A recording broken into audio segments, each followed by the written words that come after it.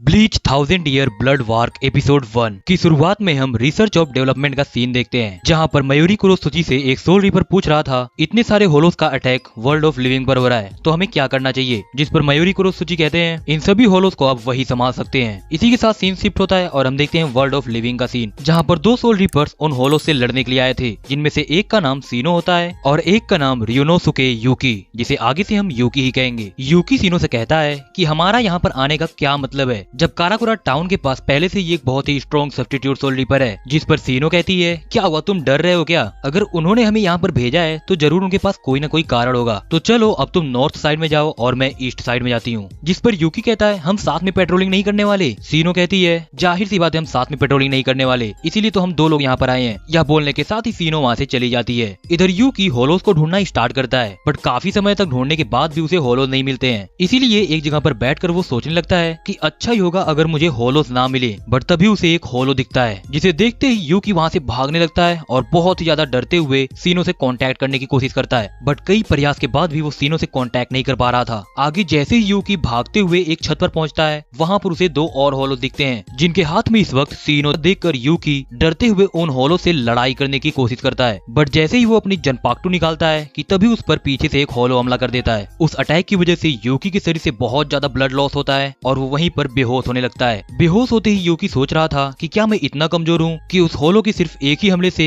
मैं मरने की कगार पर आ गया। इधर वो होलो यूकी पर एक जानलेवा हमला करने का प्रयास करता है, बट तभी हम देखते हैं कि किसी ने उस होलो पर हमला करके उसे बीच में से ही काट दिया था। इधर यूकी भी हील हो जाता है और वो होश में आ जाता है। एंड देन हम देखते हैं हमारे हीरोज को, जहाँ पर ओरियो इशिडा, चैड, ओरिहिमे और इचिगो कुरोसाकी ये चारों लोग वहाँ पर आ चुके थे। बट तभी कई सारे होलोज आके उन सभी को घेर लेते हैं, जिस पर यूकी सोच रहा था कि ये लोग इतने सारे होलो से लड़ेंगे कैसे। बट तभी हम देखते हैं कि ओरिहिमे एक होलो को फिनिश करती है, साथ में ही चैड भी एक होलो को मारता है और उसी के साथ इशिडा भी एक होलो को मारता है। बट तभी हमारा मेन प्रोटैगनिस्ट यानी कि इचिगो कुरोसाकी यूज करता है अपनी बंकाई और एक ही ब्लो में कई सारे होलोस को खत्म कर देता है। आगे इचिगो अपने गेसुगा टेंसो से वहाँ पर एक पावरफुल हमला करता है, जिसकी वजह से वहाँ पर एक बहुत ही बड़ा ब्लास्ट होता है और इसी के साथ सीन शिफ्ट होता है और हम देखते हैं 2 दिन बाद का सीन, जहाँ पर यूकी को अभी को जाके होश आया था। वहीं पर ओरिहिमे कुछ ब्रेड्स लेकर आई थी ताकि वे सभी लोग खा सके। बट तभी यूकी पूछता है कि सीनो का क्या हुआ, क्या वो जिंदा है और मैं कितने दिनों से बेहोश था। जिस पर इचिगो से बताता है तुम पूरे 2 दिन से बेहोश थे। बट तभी वहाँ पर सीनो आ जाती है, नहीं संभाल पाए। इधर इचिगो कहता है कि हे मैं तो तुम्हारा नाम पूछना ही भूल गया। बट तभी वहाँ पर किसी की एंट्री होती है, जो आते ही बताता है कि मेरा नाम एस्गियोरो ईबर्न। इधर इचिगो उसे देखते हुए कहता है तुम्हारा जो भी नाम हो पर मेरे बेड में से हट जाओ। जिस पर ईबर्न कहता है अभी मैं बात कर रहा हूँ ना तो शांत रहो। बट तभी इचिगो से एक जोरदार किक मारते हुए अपने घर से बाहर फेंक देता है और कहता है पता नहीं क्या प्रॉब्लम इन लोगों की, जब देखो तब घर पर पहुंच जाते हैं। यानी कि ईबर्न से फाइट करने के लिए आगे बढ़ पड़ता है। इधर ईबर्न जमीन पर पड़ा हुआ था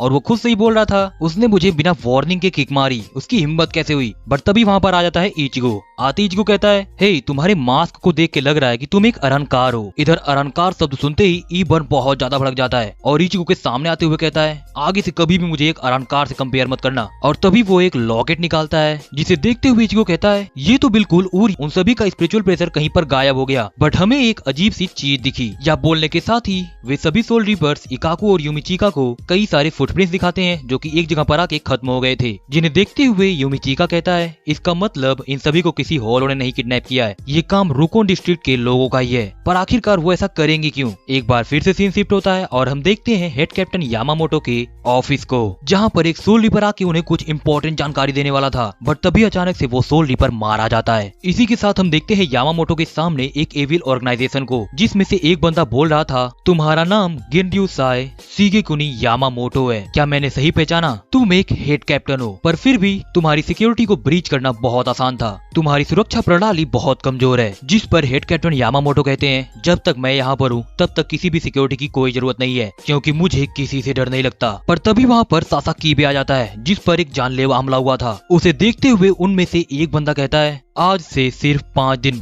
दिन बाद सोल सोसाइटी पूरी तरह से तबाह कर दी जाएगी। बट तभी यामामोटो उस एरो को तोड़ देते हैं जिससे सासाकीबे पर हमला हुआ था। इधर उन सभी बंदों का लीडर बोलता है, तुम्हें देखकर लगता है कि तुम हमारे बारे में जानना चाहते हो, पर 5 दिन बाद तुम्हें खुद ही पता चल जाएगा कि हम हैं कौन। सो फेयरवेल। या बोलने के साथ ही वे सभी लोग वहाँ से जाने लगते हैं। बट तभी यामामोटो अपनी जनपाक्टू ryuzinzaka का यूज करते हुए उन पर हमला करते हैं, बट इसका कोई इफेक्ट नहीं होता और वे सभी लोग वहाँ से भाग जाते हैं। इधर हम देखते हैं कि इचिगो ईबर्न से फाइट कर रहा था, जहाँ पर ईबर्न इचिगो को कई बार उकसाते हुए कह रहा था कि तुम अपनी बंकाई यूज करो, जिस पर इचिगो सोचता है कि ये मुझे कई बार बंकाई यूज करने के लिए बोल चुका है, क्या ये मेरे साथ कोई खेल खेलना चाहता है। इधर हम फिर से देखते हैं यामामोटो को, जहाँ पर सासाकीबे उन्हें बता रहा था कि हम पर जिसने हम पर हमला किया था वे सभी लोग हमारी बंकाई को चुरा सकते हैं। इधर हम देखते हैं कि इचिगो अपनी बंकाई को यूज करता है, बट वो ये देखकर बहुत हैरान हो जाता है कि उसकी बंकाई बिल्कुल ही नेग्लेक्ट हो चुकी थी। इधर ईबर्न इचिगो पर हमले करते हुए चैंटिंग करने लगता है ताकि वो इचिगो की बंकाई को चुरा सके, बट तभी इचिगो उसके अटैक्स को ब्लॉक करते हुए अपनी गेसुगा टेंसो से उस पर हमला करता है, जिसकी वजह से वहाँ पर एक बहुत ही पावरफुल ब्लास्ट होता है और ईबर्न की बंकाई चुराने की टेक्निक धरी की धरी रह जाती है। गेसुगा टेंसो की वजह से ईबर्न को बहुत ज्यादा चोट लग चुकी थी, जिस पर ईबर्न चिल्लाते हुए कहता है, ये नामुमकिन है, मैं तुम्हारी। या बोलने के साथ ही ईबर्न वहाँ से गायब हो जाता है। आगे हम देखते हैं एक जगह यानी कि वंडर राइज का सीन, जहाँ पर ईबर्न घुटनों के बल बैठकर किसी के ऑर्डर्स का वेट कर रहा था, बट तभी वहाँ पर एक और बंदा आ जाता है जो कि ईबर्न को देखते हुए कहता है, फाइनली तुम मेरे सामने घुटने टेक रहे हो। जिस पर ईबर्न कहता है, मैं तुम्हारे की सिंहासन पर बैठकर कह रहा था,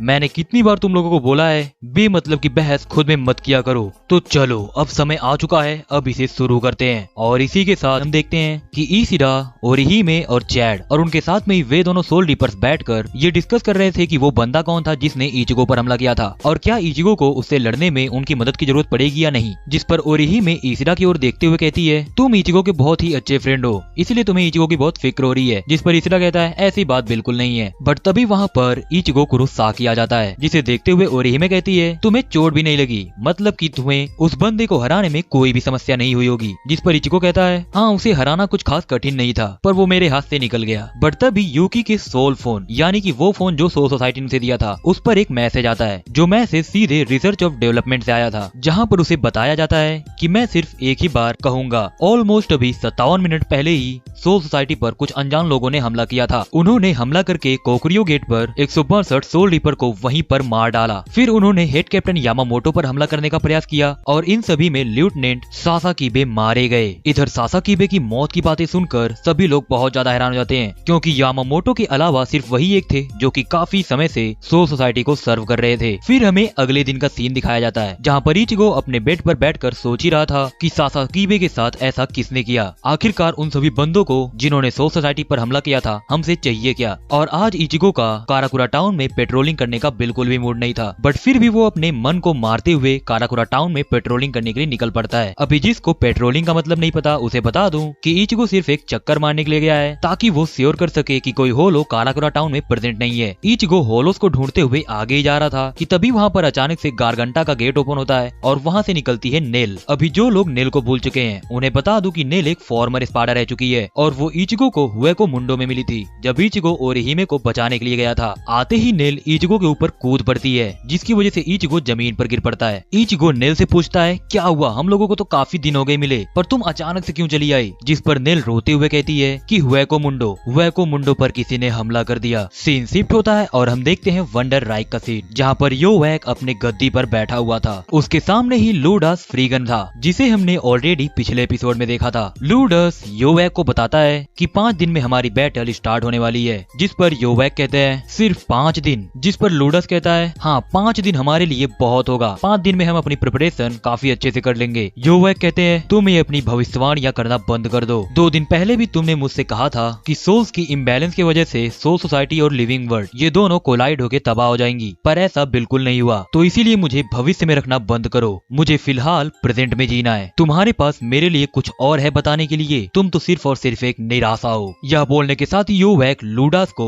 उसका सर ब्लास्ट करते हुए वहीं पर जान से मार डालता है। योवैक ईबन को देखते हुए कहता है, तुम अभी इचिगो कुरोसाकी से लड़के आ रहे हो और तुम्हारी बैटल ना ही ऐसी थी कि मैं तुम्हारी तारीफ कर सकूं और ना ही ऐसी थी कि मैं तुम्हें कोई सजा दे सकूं। यह सुनकर ईबन थोड़ा खुश होता है, बट तभी अचानक से योवैक उसके सर को भी ब्लास्ट करते हुए वहीं पर उसे खत्म कर देते हैं। इधर योवैक के सामने ही वे सभी लोग थे जिन्होंने सोल सोसाइटी पर हमला किया था। उनमें से एक बंदा योवैक से कहता है, क्या इन सभी अरानकार्स को मारना हमारे लिए सही होगा? मतलब ये सभी तो फाइटिंग स्किल्स में काफी अच्छे हैं, इन्हें कॉम्बैट ट्रेनिंग की जरूरत भी नहीं पड़ती।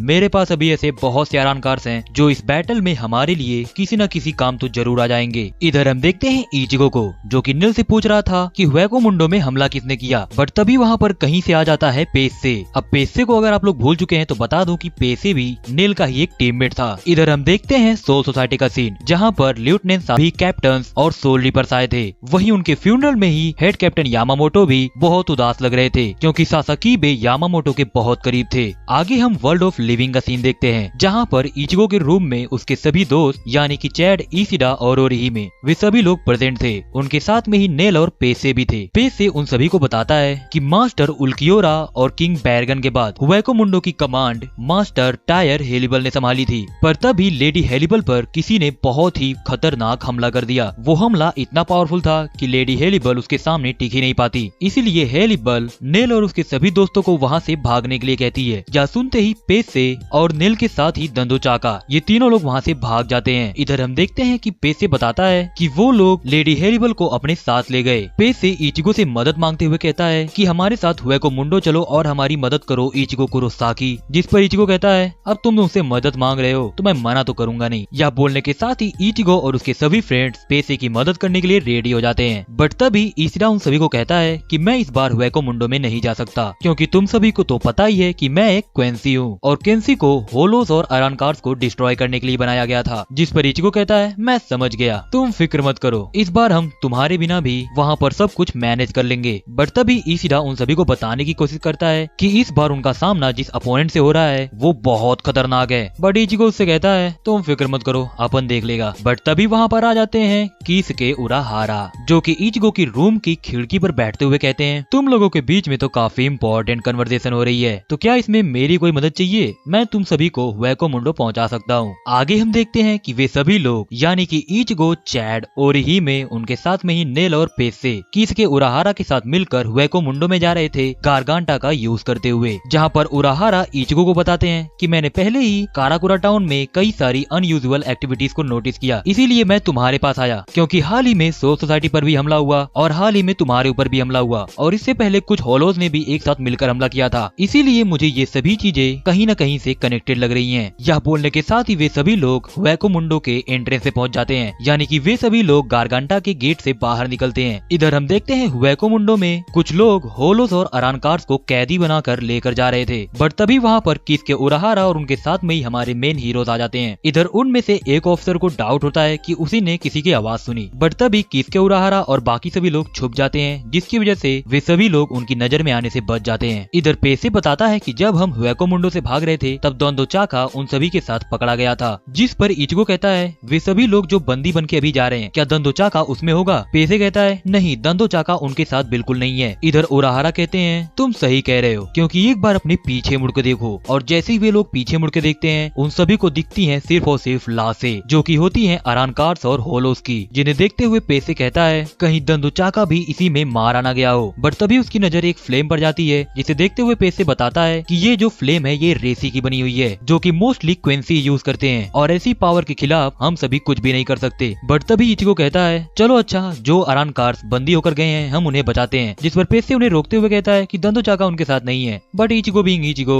वो कहता है, पेसे नहीं है तो क्या हुआ, वे सभी अरानकार्स तो हैं। या बोलने के साथ ही वो उन्हें बचाने के लिए आगे बढ़ पड़ता है। इधर ओरिहिमे और चैड भी उन सभी होलोस और अरानकार्स को बचाने के लिए उनकी तरफ बढ़ पड़ते हैं। इधर हम देखते हैं एक बंदे को जिसका नाम होता है क्विलगे ओपी। अभी प्रोनाउंसिएशन में थोड़ा प्रॉब्लम हो रही हो तो मुझे माफ कर देना, क्योंकि मैंने इस बंदे का नाम कई बार बोला और मैं इसके नाम को सही से प्रोनाउंस नहीं कर पा रहा था। बट कोई नहीं, आगे से हम इसे क्विलगे ही बोलेंगे। क्विलगे को देखते हुए कुछ बंदी अरानकार बातें कर रहे थे कि ये लोग हमें बंदी बनाकर क्यों लेकर आए हैं, ये चाहते तो हमें मार सकते थे। बट तभी क्विलगे खड़े होते हुए कहता है, तुम सभी बहुत सौभाग्यशाली हो, क्योंकि तुम सभी को मेरे हाथों से मरने का मौका मिल रहा है। और हाँ, पहले बता दूं कि कोई भी अपनी जान की भीख मत मांगना, और ये तो बिल्कुल मत सोचना कि अगर तुम लोग मेरे साथ ज्वाइन हो जाओगे तो मैं तुम्हें छोड़ दूंगा। तुम लोग अगर अपने घुटने के बल बैठकर मेरे जूते भी चाटोगे फिर भी मैं तुम्हें नहीं छोड़ूंगा। पर फिक्र मत करो, तुम सभी लोग कुछ अलग हो, इसीलिए तुम सभी अभी तक जिंदे हो, क्योंकि तुम सभी चूजन वन हो, यानी कि तुम सभी को एक मौका मिलेगा कि तुम लोग अपनी जान बचा सको। जिसमें से एक बंदी हैरानकार कहता है कि इसका मतलब मैं आपके साथ ज्वाइन हो जाऊंगा तो आप हमारी जान को बख्श देंगे। बट तभी क्विलगे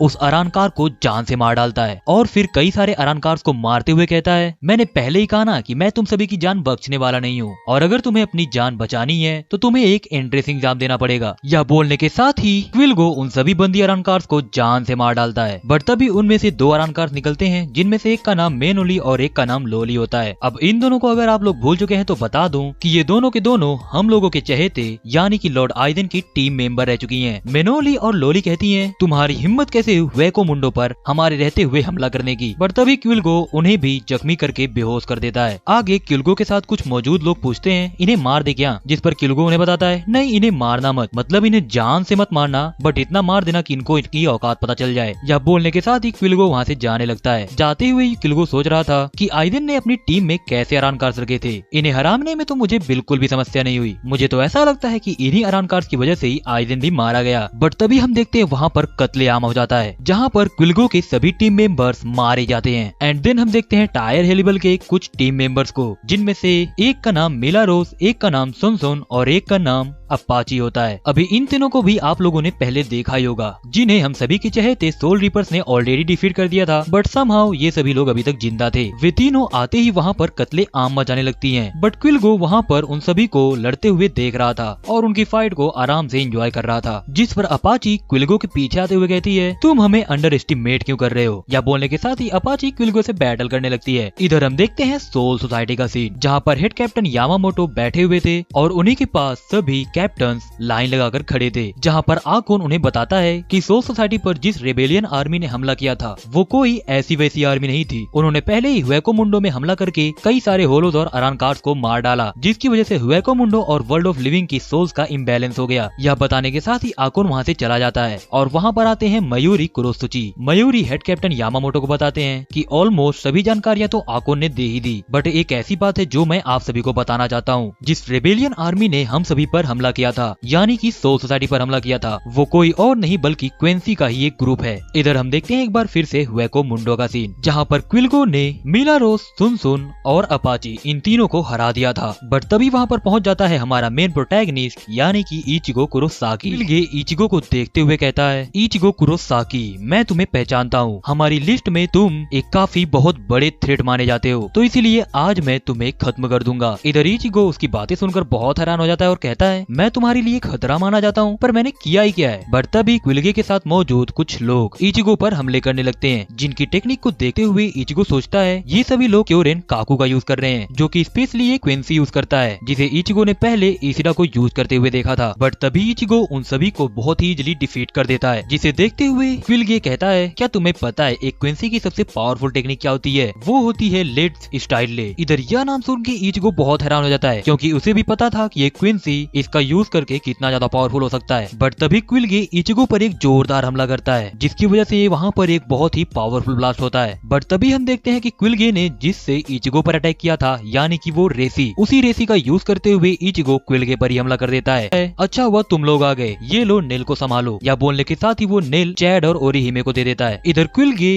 इचिगो के पिछले अटैक से संभलते हुए कहता है, इम्प्रेसिव, मैंने सोचा नहीं था कि तुमसे लड़ने के लिए मुझे इतना ज्यादा स्ट्रगल करना होगा, बट तुमने जैसे मेरे पिछले अटैक को काउंटर किया वो मुझे काफी पसंद आया। पर चलो अब बहुत हो गया मजाक, अब मैं तुम्हें दिखाता हूँ असली पावर। या बोलने के साथ ही वो थोड़ा अपग्रेड हो जाता है, जिसके बाद क्विलगे कहता है, क्या तुम्हें पता है मेरी इस फॉर्म को कहते क्या है? इसको कहते हैं क्वेंसी wall eastern ditch. I know ये नाम सुनने में थोड़ा ऑकवर्ड है, बट जो है यही है। आगे क्विलगे इचिगो पर हमले करने लगता है, जहाँ पर वो हमले करते हुए कह रहा था कि तुम्हें अब हमारे असली मैजेस्टी की पावर दिखानी होगी। जिस पर इचिगो पूछता है, किस मैजेस्टी की बात कर रहे हो तुम? यानी कि किस राजा की बात कर रहे हो जो तुम पर ऐसे से राज करता है। यह सुनकर क्विल्गे कहता है क्योंकि मैं तुम्हें मारने वाला हूँ तो मैं तुम्हें बता भी दूं फिर भी कोई खास फर्क पड़ेगा नहीं, बट छोड़ो मैं तुम्हें नहीं बताने वाला। पर तभी इचिगो उसे देखते हुए कहता है तुम्हारी पावर्स ईशिडा से काफी सिमिलर है। जिस पर क्विल्गे कहता है ईशिडा तुम्हारा मतलब ओरियो ईशिडा, वो एक बहुत ही कमजोर क्वेंसी है। क्विल्गे इचिगो पर कई सारे हमले करने लगता है और हमले करते हुए बोल रहा था ईशिडा जैसे क्वेंसीज की वजह से ही हम सभी को बहुत ज्यादा शर्मिंदा होना पड़ता है। यह सुनते ही इचिगो गेसुगा टेंसो से क्विल्गे पर हमला करता है, बट इचिगो यह देखकर बहुत हैरान हो जाता है कि क्विल्गे को इचिगो का गेसुगा टेंसो सीधे जाके हिट किया था, बट फिर भी क्विल्गे को कुछ भी इफेक्ट नहीं पड़ता। क्विल्गे कहता है कि तुम्हारा अटैक थोड़ा मोड़ा पावरफुल तो है, बट असली प्रॉब्लम ये है कि तुमने पंगा गलत बंदे से ले लिया। पर तभी अचानक से क्विल्गे को कोई हिट करता है और फिर हम देखते हैं आयोन को। और अभी आप लोग अगर आयोन को भी भूल चुके हैं तो मैं बता दूं कि आयोन एक ऐसा क्रीचर है जिसे मीला रोथ, सुन और अपाची अपने लेफ्ट आर्म को डिसेबल करते के साथ ही बनाते हैं, जहाँ पर आयोन को आप एक माइंडलेस क्रीचर समझ सकते हैं। इधर मीला खड़े होते हुए कहती है तुम्हें क्या लगा हम इतनी आसानी से हार जाएंगे? फिर वो आयोन को आदेश देती है कि खत्म कर डालो इसको। यह सुनते ही बात का पता लगाने में लगा हुआ था कि आखिरकार सोल सोसाइटी पर जिन्होंने हमला किया था वे सभी असली में क्वेंसीज ही थे या कोई और। बट तभी वहाँ पर आ जाते हैं ryuken, जिन्हें देखते हुए ईशिडा पूछता है क्या आपको सोल सोसाइटी पर हुए हमले के बारे में पता चला? जिस पर ryuken कहते हैं मुझे इसके बारे में पूरी जानकारी है। ईशिडा उनसे कहता है फिर आप ही मुझे बताइए कि वे सभी लोग क्वेंसी कैसे हो सकते हैं, क्योंकि आखिरी बचे हुए क्वेंसी तो सिर्फ हम सभी हैं और मैं ही हूँ क्वेंसी की अगली जनरेशन। तो वे सभी लोग कौन थे जिन्होंने सोल सोसाइटी पर हमला किया था? यह सुनकर ryuken वहाँ से जाते हुए कहते हैं कि तुम जिस सवाल का जवाब ढूंढ रहे हो उसका जवाब तुम्हें यहाँ पर नहीं मिलेगा। इधर ईशिडा उन्हें रोकते हुए कहता है इस बार आप मुझे होता है और हम देखते हैं सोल सोसाइटी के सीन, जहाँ पर हमें दिखाया जाता है सोल सोसाइटी के सोर्यू गेट का एंट्रेंस, जहाँ पर सीनो और यू की बातें कर रहे थे कि क्वींसी और सोल रिपर का मकसद तो एक ही है, तो आखिरकार वे सभी लोग अलग होके क्यों रहते हैं और हम सोल रिपर्स को ही आगे आके फाइट क्यों करना पड़ रहा है? बट तभी वहाँ पर आ जाता है एकाजा मारू नाम का सोल रिपर, जो उनसे पूछता है क्या तुम्हें सोल रिपर और क्वेंसीज के इतिहास के बारे में नहीं पता? जिस पर सीनो और यू की नाम में सर हिला देते हैं। आगे काजामारू उन्हें बताता है जैसा तुम सभी को पता ही है कि सोल रिपर्स का एक ही काम होता है और वो है सोल्स को सोल सोसाइटी में लेकर आना जब तक वो होलो ना बन जाएं, और जैसे ही वो एक बार होलो बन जाते हैं हम उन्हें सोल सोसाइटी में नहीं ला सकते, तो इसीलिए हमें उन्हें खत्म करना पड़ता है। तो इसीलिए सोल रिपर को बैलेंसर कहा गया है। पर क्वींसी हमसे बहुत अलग होते हैं, उनका सिर्फ एक ही काम होता है और वो होता है होलोस को जान से मार डालना, इसीलिए क्वींसीज को होलोस का डिस्ट्रॉयर कहा गया है। इधर सीन शिफ्ट होता है और हम फिर से एक बार देते हैं ओरियो ईशिडा की रेजिडेंस को, जहाँ पर ईशिडा बैठकर सोच रहा था कि अब वो क्या करे। बट तभी उसे ryuken यानी कि उसके डैड की बात उसे याद आती है, जहाँ पर उसके डैड ने उनसे कहा था कि तुम जिस सवाल का जवाब ढूंढ रहे हो वो तुम्हें यहाँ पर नहीं मिलेगा। इसी के साथ ईशिडा अपने डैड के ऑफिस में जाता है, जहाँ पर जाके उसे एक डायरी मिलती है जिसमें बेसिकली क्वींसीज का इतिहास लिखा हुआ था। इधर सीन शिफ्ट होता है और हम देखते हैं हेड कैप्टन यामामोटो को, जिनके सामने ही स्क्वाड 12 के कैप्टन यानी कि मयूरी कुरोसुची थे। मयूरी यामामोटो को बताता है कि मैंने पहले ही इन सभी के बारे में आपको जानकारी दी थी जब ओरियो ईशिडा नाम के क्विंसी ने सोल सोसाइटी में घुसने की कोशिश की थी, तभी मुझे लगा था कि ऐसा कुछ होगा, पर आपने मेरी बात नहीं मानी और आपने इन सभी बातों को नजरअंदाज कर दिया। यह सुनकर यामामोटो कहते हैं अपने शब्दों पर ध्यान दो मयूरी कुरोसुची, और इसी के साथ वहाँ पर मामला थोड़ा गर्म होने लगता है, जहाँ पर मयूरी कहता है कि इन सभी में तो आपकी गलती है, क्योंकि आपने ही 1000 साल पहले उस आदमी को जिंदा छोड़ दिया था जिसे आप कभी मार ही ना सके। इधर सीन शिफ्ट होता है और हम देखते हैं आयोन को, जहाँ पर आयोन ने क्विल्गे आगे जाती है और कहती है मुझे लगा नहीं था कि इसे हम इतनी आसानी से हरा देंगे, बट तभी क्विल्गे अपाची पर हमला करके उसे वहीं पर खत्म कर देता है और फिर वो अपने सर को सीधे करते हुए कहता है मैंने सोचा था तुम लोगों को आज नहीं मारूंगा, पर शायद तुम्हें मरने की बहुत जल्दी है। इधर अपाची को जख्मी देखकर आयोन उन पर हमला करता है, बट तभी मीला रोज आयोन को रोकने की कोशिश करती है, पर इससे पहले कि आयोन को समझ पाता कि तभी क्विल्गे वहाँ पर मौजूद सभी रेसी को एब्जॉर्ब करना स्टार्ट कर देता है, और जैसे कि आयोन भी उसी से बना था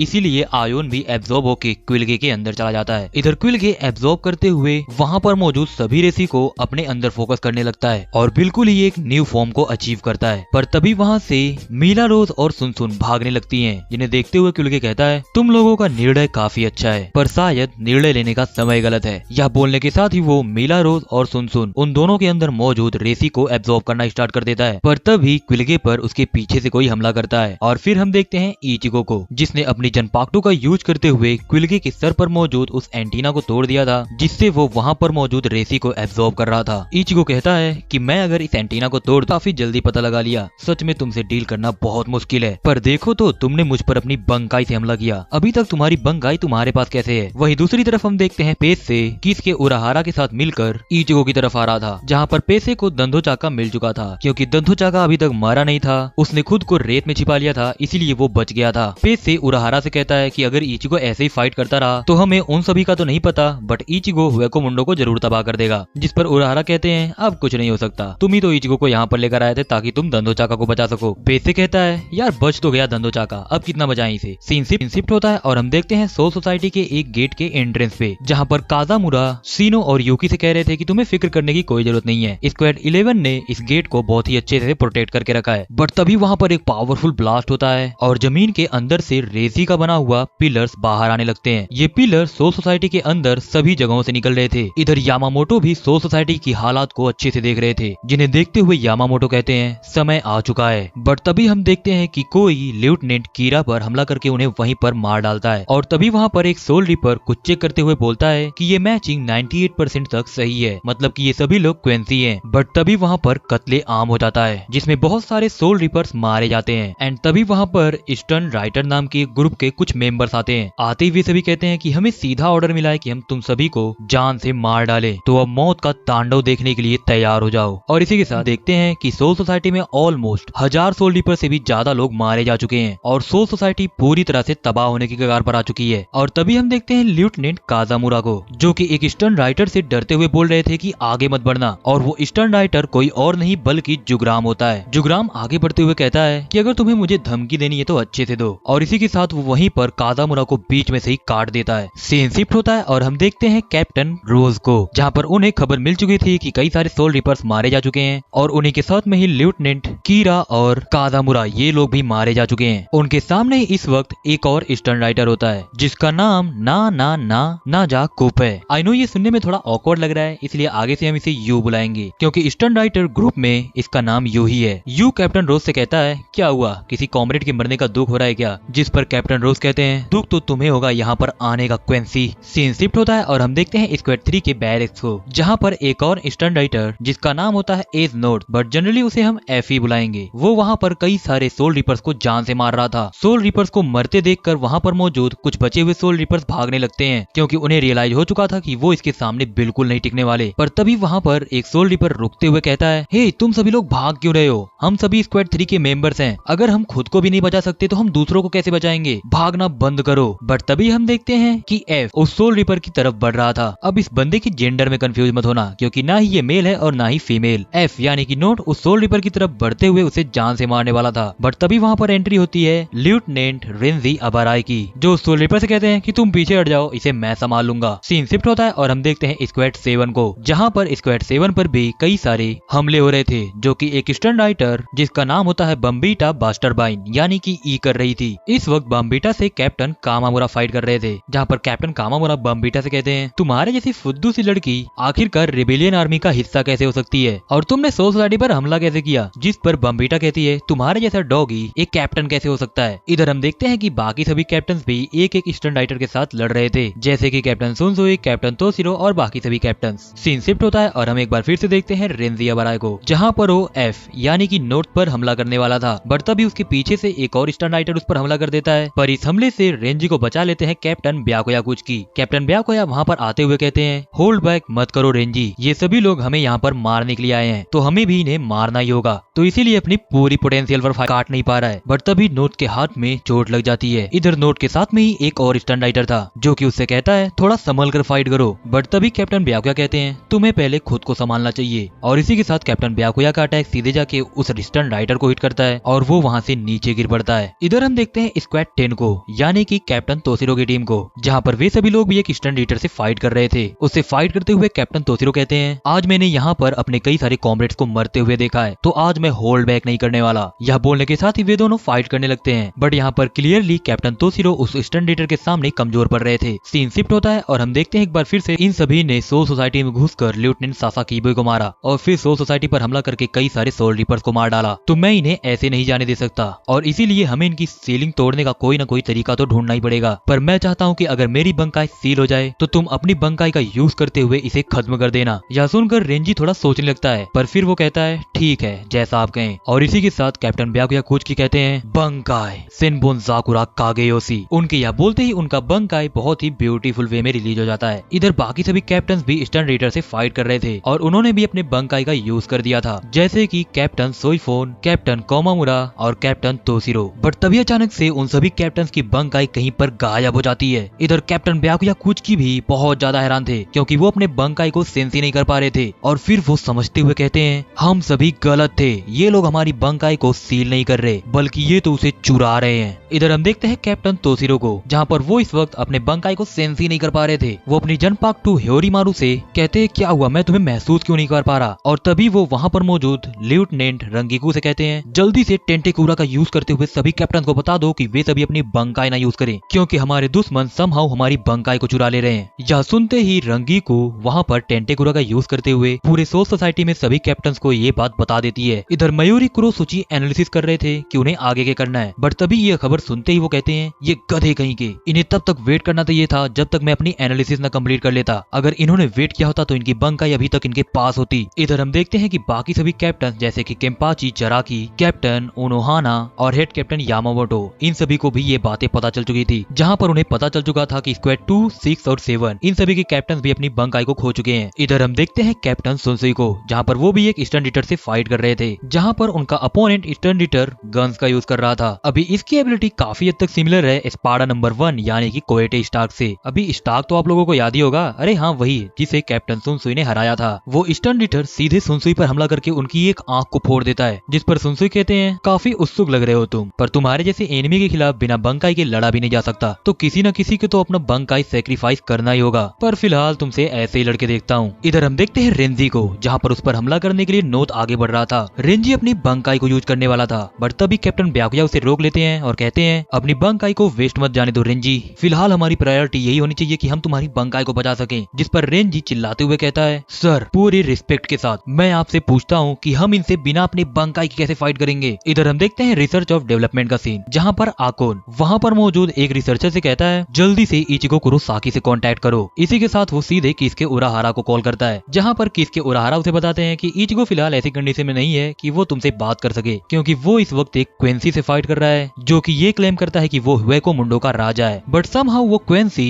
इचिगो की बंकाई चुराने की कोशिश कर रहा है, पर पता नहीं क्यों वो ऐसा करने में नाकामयाब हो जा रहा है। इधर आकोन ये बात सुनकर बहुत हैरान हो जाते हैं कि वो क्वेंसी इचिगो की बंकाई नहीं चुरा पा रहा था। फिर वो उराहारा से कहते हैं कि ये एक इमरजेंसी है, सोल सोसाइटी पर बहुत बड़ा हमला हुआ है। जिस पर उराहारा कहते हैं, हाँ मुझे लगा ही था कि सोल सोसाइटी पर हमला हुआ है, तभी तुमने मुझे कॉल किया है, पर जैसा कि मैंने तुम्हें बताया इचिगो अभी एक क्वेंसी से बैटल कर रहा है। इधर हम देखते हैं कि इचिगो क्विलगे से बहुत ही जोरों शोरों से बैटल कर रहा था, जहाँ पर क्विलगे इचिगो से लड़ते हुए सोच ही रहा था कि मैंने उस आयोन नाम के मॉन्स्टर को भी एब्जॉर्ब कर लिया और मैंने यहाँ पर मौजूद सभी रेसी को भी एब्जॉर्ब कर लिया, फिर भी ये मुझसे ज्यादा पावरफुल कैसे है और मैं इसकी बंकाई क्यों नहीं चुरा पा रहा। बट तभी इचिगो उसे हिट करते हुए कहता है, हे तुम मेरी बंकाई क्यों चुराना चाहते हो। और बंकाई से याद आया, इससे पहले भी मुझे एक बंदा मिला था जो मेरी बंकाई चुराने वाला था तुम सभी को। बट तभी अचानक से क्विलगे पर एक अटैक होता है और क्विलगे की चेस्ट में एक होल हो जाता है और इसी के साथ वो वहीं पर मारा जाता है। फिर हम देखते हैं किसके उराहारा को, जिन्होंने क्विलगे पर हमला करके उसे खत्म कर दिया था। किसके गारगांटा का गेट ओपन करते हुए कहते हैं, चलो हमें अभी सोल सोसाइटी चलना था। आकोन ने बताया कि सोल सोसाइटी इस वक्त बहुत बड़ी प्रॉब्लम में है। इधर हम देखते हैं कि रिसर्च ऑफ डेवलपमेंट के लोग बातें कर रहे थे कि इचिगो सोल सोसाइटी में वापस आने वाला है और शायद अब वही एक ऐसा है जो हमें बचा सकता है। बट तभी हम देखते हैं फिर से एक बार हुएको मुंडो का सीन, जहाँ पर इचिगो गारगांटा के जरिए होते हुए सोल सोसाइटी की तरफ बढ़ चुका था, बट किसके उराहारा उसके साथ नहीं गए थे। इधर किसके बाहर से ही रुककर इचिगो को बताते हैं कि मैं यहाँ पर उस क्विंसी की बॉडी को एनालिसिस करने की कोशिश करता हूँ जिसे तुमने अभी हराया। और तभी वहाँ पर आ जाती है ओरिहिमे और चैड, जो कि किसके से पूछते हैं कि इचिगो कहाँ गया, जहाँ पर उराहारा उसे सब कुछ बता देते हैं कि इचिगो गया अभी सोल सोसाइटी। इधर हम देखते हैं कि इचिगो गारगांटा के अंदर सोल सोसाइटी की तरफ बढ़ रहा था, बट तभी उसे सोल फोन के जरिए पता चलता है कि हमारे एनिमी हमारी बंकाई को चुरा सकते हैं। यह सुनकर इचिगो को यकीन नहीं होता, जिस पर सामने वाला बंदा कहता है, हाँ ये मानना नामुमकिन नहीं है, पर रिपोर्ट्स के अनुसार स्क्वाड 2, 6, 7 और 10 इन सभी के कैप्टन की बंकाई चुराई जा चुकी है, बट समहाउ वो तुम्हारी बंकाई को चुरा नहीं पा रहे हैं। बट तभी इचिगो के सोल फोन में इस किसके उराहारा कांटेक्ट करते हुए कहते हैं कि मुझे माफ करना कि मैंने तुम्हारी कन्वर्सेशन को इंटरप्ट किया, पर मैंने अभी उस बंदे की बॉडी को एनालाइज किया जिससे तुम अभी बैटल लड़ रहे थे और इसकी वजह से मुझे उसकी 3 एबिलिटीज के बारे में पता चली है, जिसमें पहली तो तुम्हें पता ही है क्वेंसी वॉल स्टर्न डिच, और दूसरी ये है कि ये अपने पास में मौजूद रेसी को एब्जॉर्ब करके उसे ऑफेंस और डिफेंस के लिए यूज कर सकते हैं। बट इसका एक ड्रॉबैक है कि ये ऑफेंस और डिफेंस एक साथ नहीं कर सकते। बट इनकी सबसे खतरनाक एबिलिटी है तीसरी वाली, यानी कि बंकाई प्लंडरिंग, जिसका यूज करते हुए ये सामने वाले की बंकाई चुरा लेते हैं। बट तभी हम देखते हैं कि इचिगो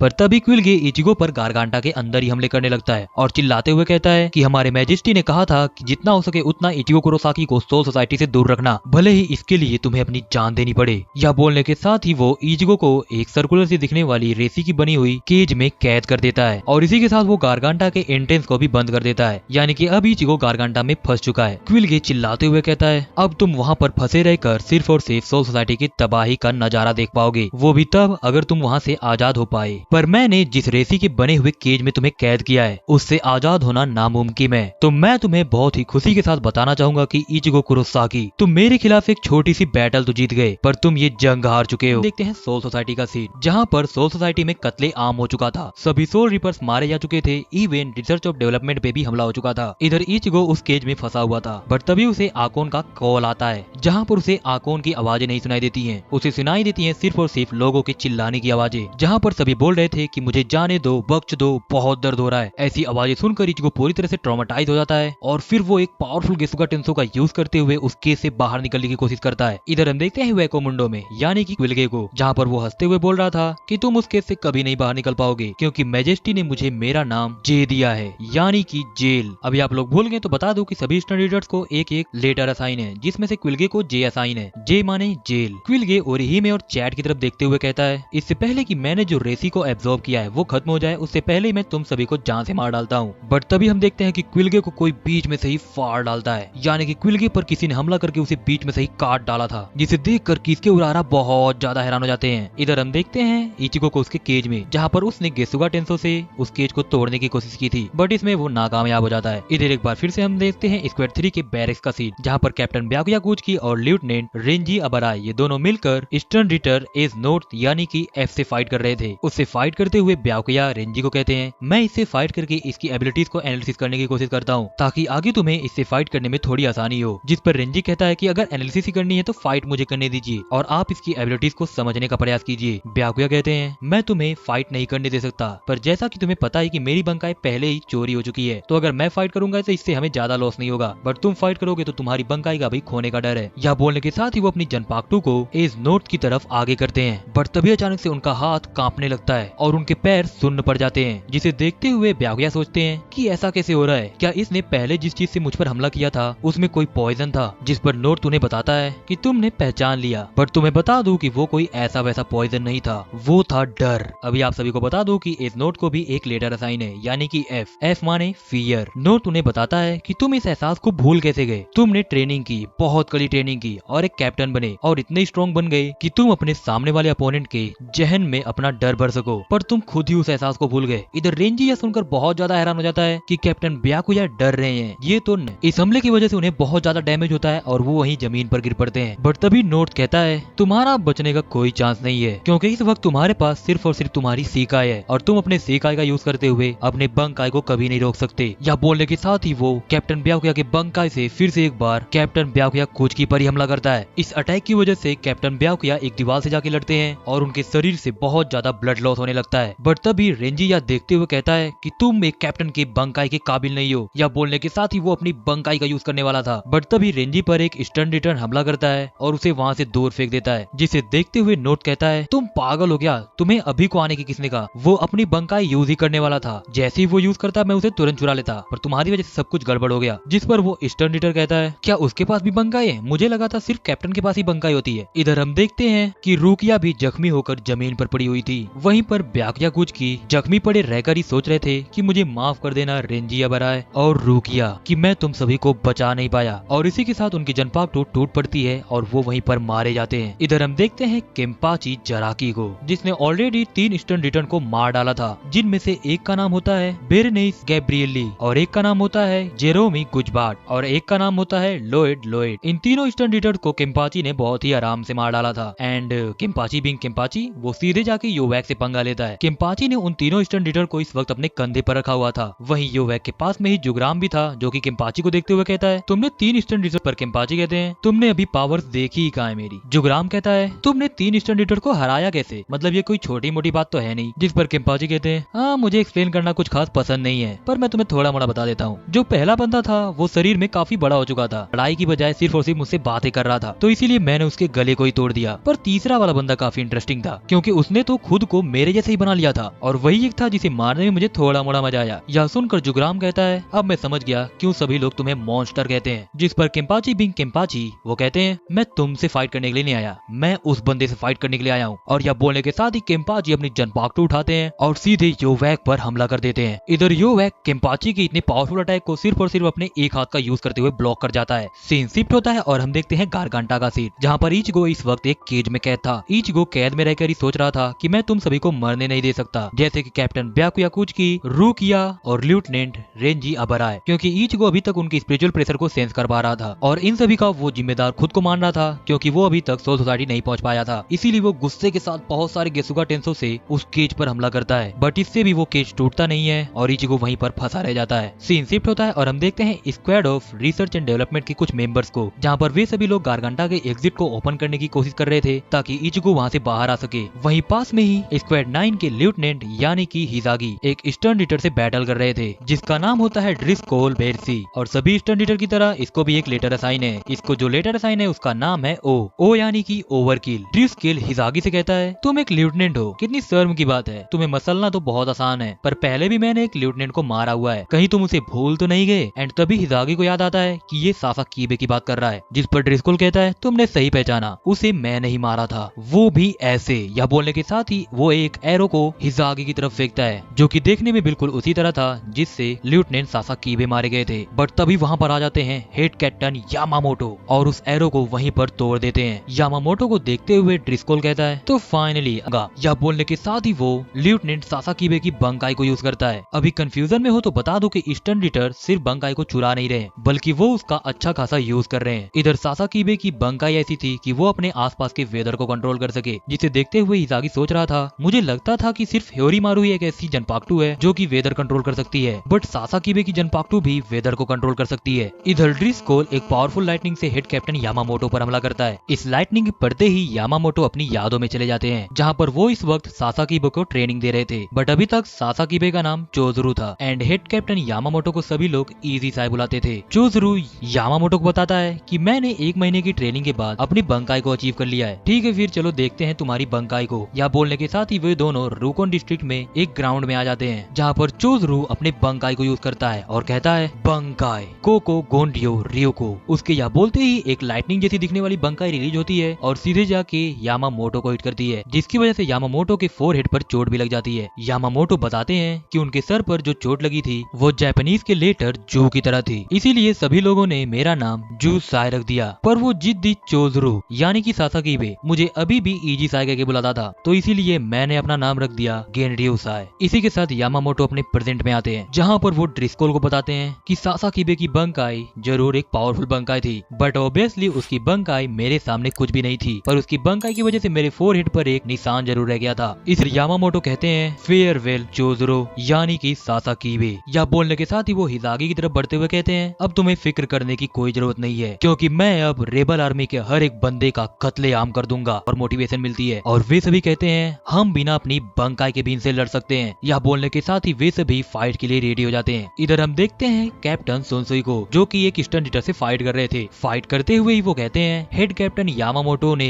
इस बैटल को ज्वाइन कर लिया है और अब मुझे उनके स्पिरिचुअल प्रेशर से डर लग रहा है। ऐसा लग रहा है जैसे वो मुझे डांटते हुए कह रहे हैं कि मैंने तुम्हें इसीलिए ये सब कुछ सिखाया था सुनसुई, पर फिर भी मास्टर यामामोटो की स्पिरिचुअल प्रेशर को देखकर मुझे गूज़बम्स आ रहे हैं। इधर हम देखते हैं यामामोटो बिल्कुल एक मेटेओराइट की तरह आग से धधकते हुए ईस्टर्न रीडर की तरफ बढ़ रहे थे। देखते हैं योवैक को, जहाँ पर उसने केम्पाची जराकी को उसके गले से पकड़ा हुआ था और केम्पाची जराकी इस वक्त तक अनकॉन्शियस थे। बट तभी वहाँ पर हेड कैप्टन यामामोटो अपनी फ्लेम्स के साथ आते हैं और केम्पाची को योवैक से दूर ले जाते हैं, जिन्हें देखते हुए योवैक कहता है, फाइनली तुम आ ही गए। इधर यामामोटो कहते हैं, 1000 साल पहले जो मुझसे रह गया था आज मैं उसे खत्म करने वाला हूँ। यह बोलने के साथ ही वो योवैक पर हमले करना स्टार्ट कर देते हैं। उनके हमलों की वजह से योवैक को काफी अच्छा खासा डैमेज हो रहा था, बट यामामोटो की फ्लेम्स इतनी पावरफुल थी कि उसका इफेक्ट सोल सोसाइटी को भी पड़ रहा था और सोल सोसाइटी भी जलकर राख होना स्टार्ट हो चुकी थी। इधर यामामोटो अपनी जनपाक्टू का यूज करते हुए योवैक को एक कट मारते हैं, जिसकी वजह से योवैक को थोड़ी चोट भी लग जाती है, जिसे देखते हुए जुगराम कहता है, मैजेस्टी क्या आप ठीक हैं? पर तभी वहाँ पर 2-3 ईस्टर्न रीडर्स और आ जाते हैं, जो कि आते ही यामामोटो पर हमला करने वाले थे, बट यामामोटो उन्हें अपनी फ्लेम्स में जला के राख कर देते हैं। इधर योवैक योवेक कहता है ये सभी लोग पागल हैं, इन्होंने सोचा भी कैसे कि ये हमारी बैटल में इंटरफियर करेंगे। पर तभी यामामोटो योवेक पर कई सारे हमला करना स्टार्ट कर देते हैं। हमले करते हुए वो अपनी जनपाक्टू से योवेक को हिट करने वाले थे, बट तभी योवेक अपनी जनपाक्टू को आगे करते हुए इस अटैक से बच जाता है, जिसे देखते हुए यामामोटो कहते हैं फाइनली तुमने अपनी जनपाक्टू को बाहर निकाला। जिस पर योवेक कहता है मुझे पुराने दिनों की याद आ गई, जब पुराने दिनों में मैंने तुमसे बैटल की थी, आज भी तुम्हारे चेहरे पर वो गुस्सा बरकरार है। पर तभी अचानक से यामामोटो सभी फ्लेम्स को गायब कर देते हैं, यानी कि यामामोटो के आसपास जितनी भी फ्लेम्स थी वे सभी डिसअपीयर हो जाती हैं। इधर फ्लेम्स के गायब होते ही सभी कैप्टन्स को अंदाजा लग जाता है कि यामामोटो अब क्या करने वाले हैं। जैसे कि उकिटाकी कहते हैं कि हवा में मौजूद नमी कहाँ पर गई, वहीं पर कैप्टन सुनसुई कहते हैं इसकी वजह से तो मेरे होठ भी सूखने लगे। एंड देन हम देखते हैं कैप्टन उनोहाना को, जिनके पास में ही इजाने थी। इजाने कहती है क्या आपको हवा में घट रही नमी का एहसास हो रहा है, इसकी वजह से मेरी स्किन पूरी तरह से ड्राई होने लगी है। जिस पर उनोहाना कहती है तुम्हें अभी अपनी स्किन के अलावा किसी और चीज की फिक्र करनी चाहिए। और तभी वो देखती है वहाँ पर मौजूद एक फूल को, जो कि ऑलमोस्ट मुरझाने की कगार पर आ चुका था, और जिस पोट में वो फूल रखा हुआ था वो भी फूटने की कगार पर आता है। जिसे देखते हुए उनोहाना कहती है इसे जितना हो सके उतना जल्दी खत्म करने की कोशिश कीजिएगा हेड कैप्टन यामामोटो, वरना इसकी वजह से पूरी सोसाइटी तबाह हो जाएगी। इधर हम देखते हैं हेड कैप्टन यामामोटो को, जो कि बिना समय व्यस्त किए कहते हैं बांकाई ज़ंकान ओ टच। इधर यामामोटो की बंकाई को देखते हुए जुगराम कहता है इस बुड्ढे की बंकाई इसकी इस जंग लगी हुई जनपाक्टू में है। जिसे देखते हुए योवेक कहता है इस जनपाक्टू को हल्के में मत लेना, ये जनपाक्टू सिर्फ और सिर्फ बनी है गेंड्योसाई यामामोटो के हिल फायर यानी कि नर्क की आग को सील करने के लिए, और अगर इस जनपाक्टू का सिर्फ एक ही अटैक तुम्हें हिट किया तो तुम्हारा काम वहीं पर खत्म। इधर यामामोटो कहते हैं कि तुमने सही पहचाना, और इसी के साथ वो योवेक पर अपनी जनपाक्टू से हमला करते हैं, जिसकी वजह से योवेक का हल्का सा क्लोथ कट जाता है। इधर योवेक यामामोटो को देखते हुए सोच रहा था कि यामामोटो के पास यानी कि उनकी जनपाक्टू के पास मौजूद सभी फ्लेम्स कहां पर गई, कहां चली गई वो सभी आग। बट तभी यामामोटो अपनी जनपाक्टू से योवेक पर हमला करते हैं, जिसे योवेक डॉज कर जाता है और यामामोटो की जनपाक्टू सीधे जाके जमीन को हिट करती है, जिसकी वजह से वहां पर मौजूद वो जमीन फट के खत्म हो जाती है। इधर यामामोटो उस पर कई सारे हमले करने लगते हैं and they just fight to each other, जहां पर यामामोटो आराम से योवेक को ओवरपावर कर रहे थे। यामामोटो बताते हैं कि मैंने अपनी फ्लेम्स को कंट्रोल करना सीख लिया, इसीलिए मैंने उसे अपनी जनपाक्टू के नोक पर सील कर दिया, तो अब मेरी जनपाक्टू जिस भी चीज को टच करेगी वो जल के राख हो जाएगी। इसी के साथ यामामोटो योवेक पर फिर से एक बार हमला करते हैं, जिसे योवेक तो डॉज कर जाता है, बट इसकी वजह से वहां पर मौजूद कई सारे सोल रिपर्स का घर तबाह हो जाता है। आगे हम देखते हैं कि वे सभी लोग फाइट करते ही रहते हैं, यानी कि योवेक और हेड कैप्टन यामामोटो। बट तभी यामामोटो जमीन पर आते हुए कहते हैं तुम मेरी इस बंकाई को तो भूल नहीं सकते, क्योंकि इसी की वजह से 1000 साल पहले मैंने तुम सभी को खत्म कर दिया था। पर जैसा कि तुम्हें पता ही है मैं इसे ज्यादा देर तक यूज नहीं कर सकता, क्योंकि अगर मैं ऐसा करूंगा तो इसकी वजह से पूरी सोसाइटी तबाह हो जाएगी और यहाँ पर बचेगी सिर्फ और सिर्फ राख। यह बोलने के साथ ही यामामोटो उस जनपाक्टू के अंदर सील हुई फ्लेम्स को रिलीज करने लगते हैं, जिन्हें देखते हुए लिटरली योवेक की फट जाती है। इधर यामामोटो बताते हैं कि ये flames almost 15 million degree Celsius की टेम्परेचर को होल्ड करती हैं। इधर जुगराम सोच रहा था कि 15 मिलियन डिग्री सेल्सियस, क्या ये सच में पॉसिबल भी है कि कोई फ्लेम इतनी पावरफुल हो सके। इधर यामामोटो योवेक को कहते हैं कि मैंने 1000 साल पहले तुम सभी को मार डाला था, तो मेरे लिए तुम सभी लोग बस एक मृत्यु शरीर हो, तो अब मुझे बस अपनी फ्लेम्स का यूज करते हुए तुम्हें जलाना है और जला के राख कर देना है। यह बोलने के साथ ही वो अपनी फ्लेम्स को और भी ज्यादा रिलीज करने लगते हैं, जिसकी वजह से पूरी सोसाइटी तबाह होना स्टार्ट हो जाती है। यामामोटो के आसपास मौजूद सभी चीजें जलकर राख होने लगती हैं, और तब हम देखते हैं धधकती हुई आग में यामामोटो को, जिनके सामने योवेक खड़ा था, और इस वक्त योवेक के चारों तरफ आग ही आग लगी थी। अभी तक योवेक की जनपाक्टू बीच में से ही टूट चुकी थी, बट तभी योवेक एरोस का यूज करते हुए यामामोटो पर हमला करता है, पर यामामोटो इस अटैक को बिल्कुल ही आराम से नेग्लेक्ट कर जाते हैं और उससे कहते हैं भले ही तुम्हारी जनपाक्टू टूट चुकी है, पर फिर भी तुम्हारे पास अभी तुम्हारी एरोस हैं, जिससे तुम फाइट कर सकते हो। पर इधर योवेक अपनी Quincy eastern wall ditch technique का यूज करते हुए बॉर्डर बना देता है और यामामोटो से कहता है इसे तुम कभी नहीं पार कर सकते, क्योंकि अगर तुम इसे पार करोगे तो तुम्हें सीधे गॉड्स की लाइटनिंग का सामना करना पड़ेगा। बट यामामोटो बीइंग यामामोटो वो सामने आते हैं और अपनी जनपाक्टो को जमीन में गाड़ देते हैं और फिर वो कहते हैं जंग कानोटाची साउथ। अभी तक बता दूं कि यामामोटो अपने अटैक्स को 4 डायरेक्शन के साथ यूज करते हैं, जैसे कि ईस्ट, वेस्ट, साउथ, नॉर्थ, और अभी तक वो ईस्ट और वेस्ट का यूज कर चुके हैं। जहां पर ईस्ट का यूज करते हुए उन्होंने अपनी फ्लेम्स को अपनी जनपाक्टो में सील कर दिया था और वेस्ट का यूज करते हुए उन्होंने अपनी फ्लेम्स को अपने अंदर से रिलीज किया था और अब वो यूज कर रहे हैं साउथ। इधर यामामोटो की यह बोलते ही सोल सोसाइटी के अंदर से कई सारे स्केलेटन्स निकलने लगते हैं जो कि सीधे योवैक की तरफ बढ़ रहे थे।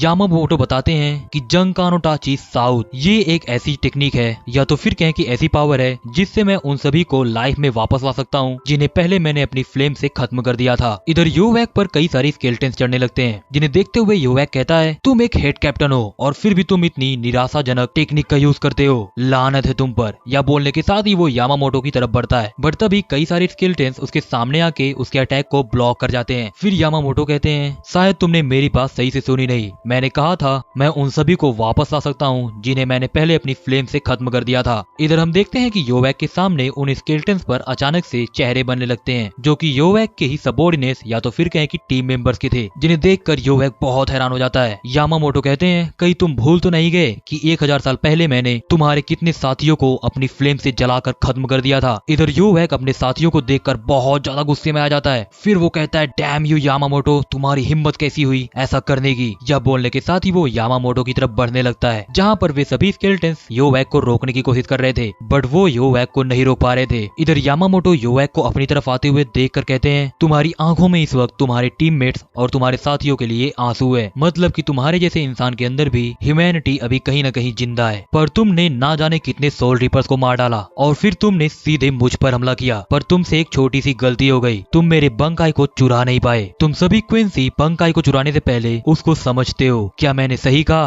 पर तुम मेरी बंकाई चुरा ही नहीं पाए, या तो फिर कहें कि तुम इसके काबिल ही नहीं थे कि तुम इसे मुझसे छीन सको, क्योंकि इसके लिए तुम्हें मेरी बंकाई की पावर को समझना होगा। और मैं बता दूं कि 1000 साल पहले भी मैंने अपने जनपाक्टो की पावर को पूरी तरह से यूज नहीं किया था। मैं अब तुम्हें तुम्हारी इस पीड़ा से मुक्ति देता हूँ योवैक। तुमने ना जाने कितने सोल रिपर्स, कैप्टन और लेफ्टिनेंट्स को मार डाला, तो अब तैयार हो जाओ अपने अंत के लिए। इसी के साथ यामामोटो कहते हैं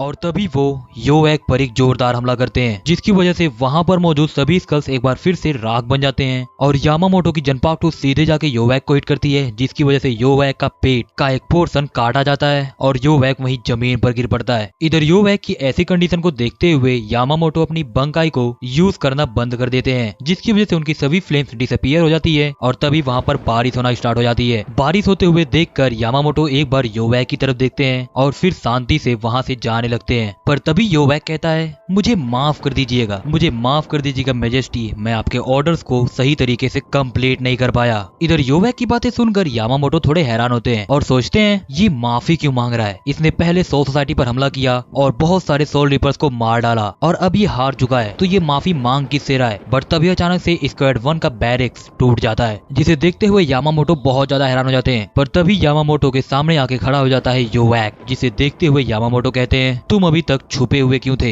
इधर योवैक उस बंदे को देखते हुए कहता है जिसे अभी तक यामामोटो ने मारा था। योवैक कहता है ये स्टर्न रीटर वाई है, यानी कि योरसेल्फ, जो कि अभी तक मेरे रोल को यहाँ पर निभा रहा था और इसने काफी अच्छा काम किया। जिस पर वो स्टर्न रीटर वाई, जो कि अभी तक अपने असली रूप में आ चुका था, वो कहता है ये तो मेरे लिए बहुत ही ऑनर की बात है कि आपको मेरा काम पसंद आया। बट तभी योवैक उस स्टर्न रीटर को वहीं पर मार डालते हैं। इधर यामामोटो योवैक से कहते हैं मैंने तुमसे पूछा तुम अभी तक कहाँ पर छुपे हुए थे, जिस पर योवैक कहता है स्क्वाड 1 के बैरक्स के नीचे क्या है तुम्हें पता है। यामामोटो कहते हैं स्क्वाड 1 के बैरक्स के नीचे सेंट्रल अंडरग्राउंड ग्रेट प्रिजन है। यह सुनकर योवैक कहता है फिर तो तुम समझ ही गए होगे कि मैं कहां पर गया था, मैं सोसुके आइजेन के पास गया था। इसी के साथ हम देखते हैं कुछ समय पहले का सीन, जहां पर योवैक आइजेन से मिलने के लिए गया था। आइजेन के पास पहुंचते ही वो कहता है कि मैं सीधे पॉइंट पर आता हूं, मैं तुम्हें अपने लिए एक बहुत ही स्पेशल थ्रेट मानता हूं, पर क्योंकि हम दोनों का गोल सेम है तो इसीलिए मैं चाहता हूं कि तुम मेरे अंडर काम करो सोसुके आइजेन। बट जैसा कि हम सभी को पता है कि आइजेन किसी के भी अंडर काम नहीं करते, इसीलिए आइजेन उसे मना करते हुए कहते हैं भले ही हम दोनों का गोल सेम हो, पर मैं एक सोल रीपर हूँ और तुम एक क्वेंसी के राजा, तो मैं तुम्हारे अंडर तो कभी नहीं काम कर सकता। यह सुनकर योवेक वहाँ से जाने लगता है, जिसे देखते हुए आइजेन कहते हैं तुम मुझे ऐसे ही छोड़कर जा रहे हो, क्या तुम्हें नहीं लगता कि मैं तुम्हारे लिए एक बहुत बड़ा खतरा हूँ, इसीलिए तो तुम यहाँ पर आए थे।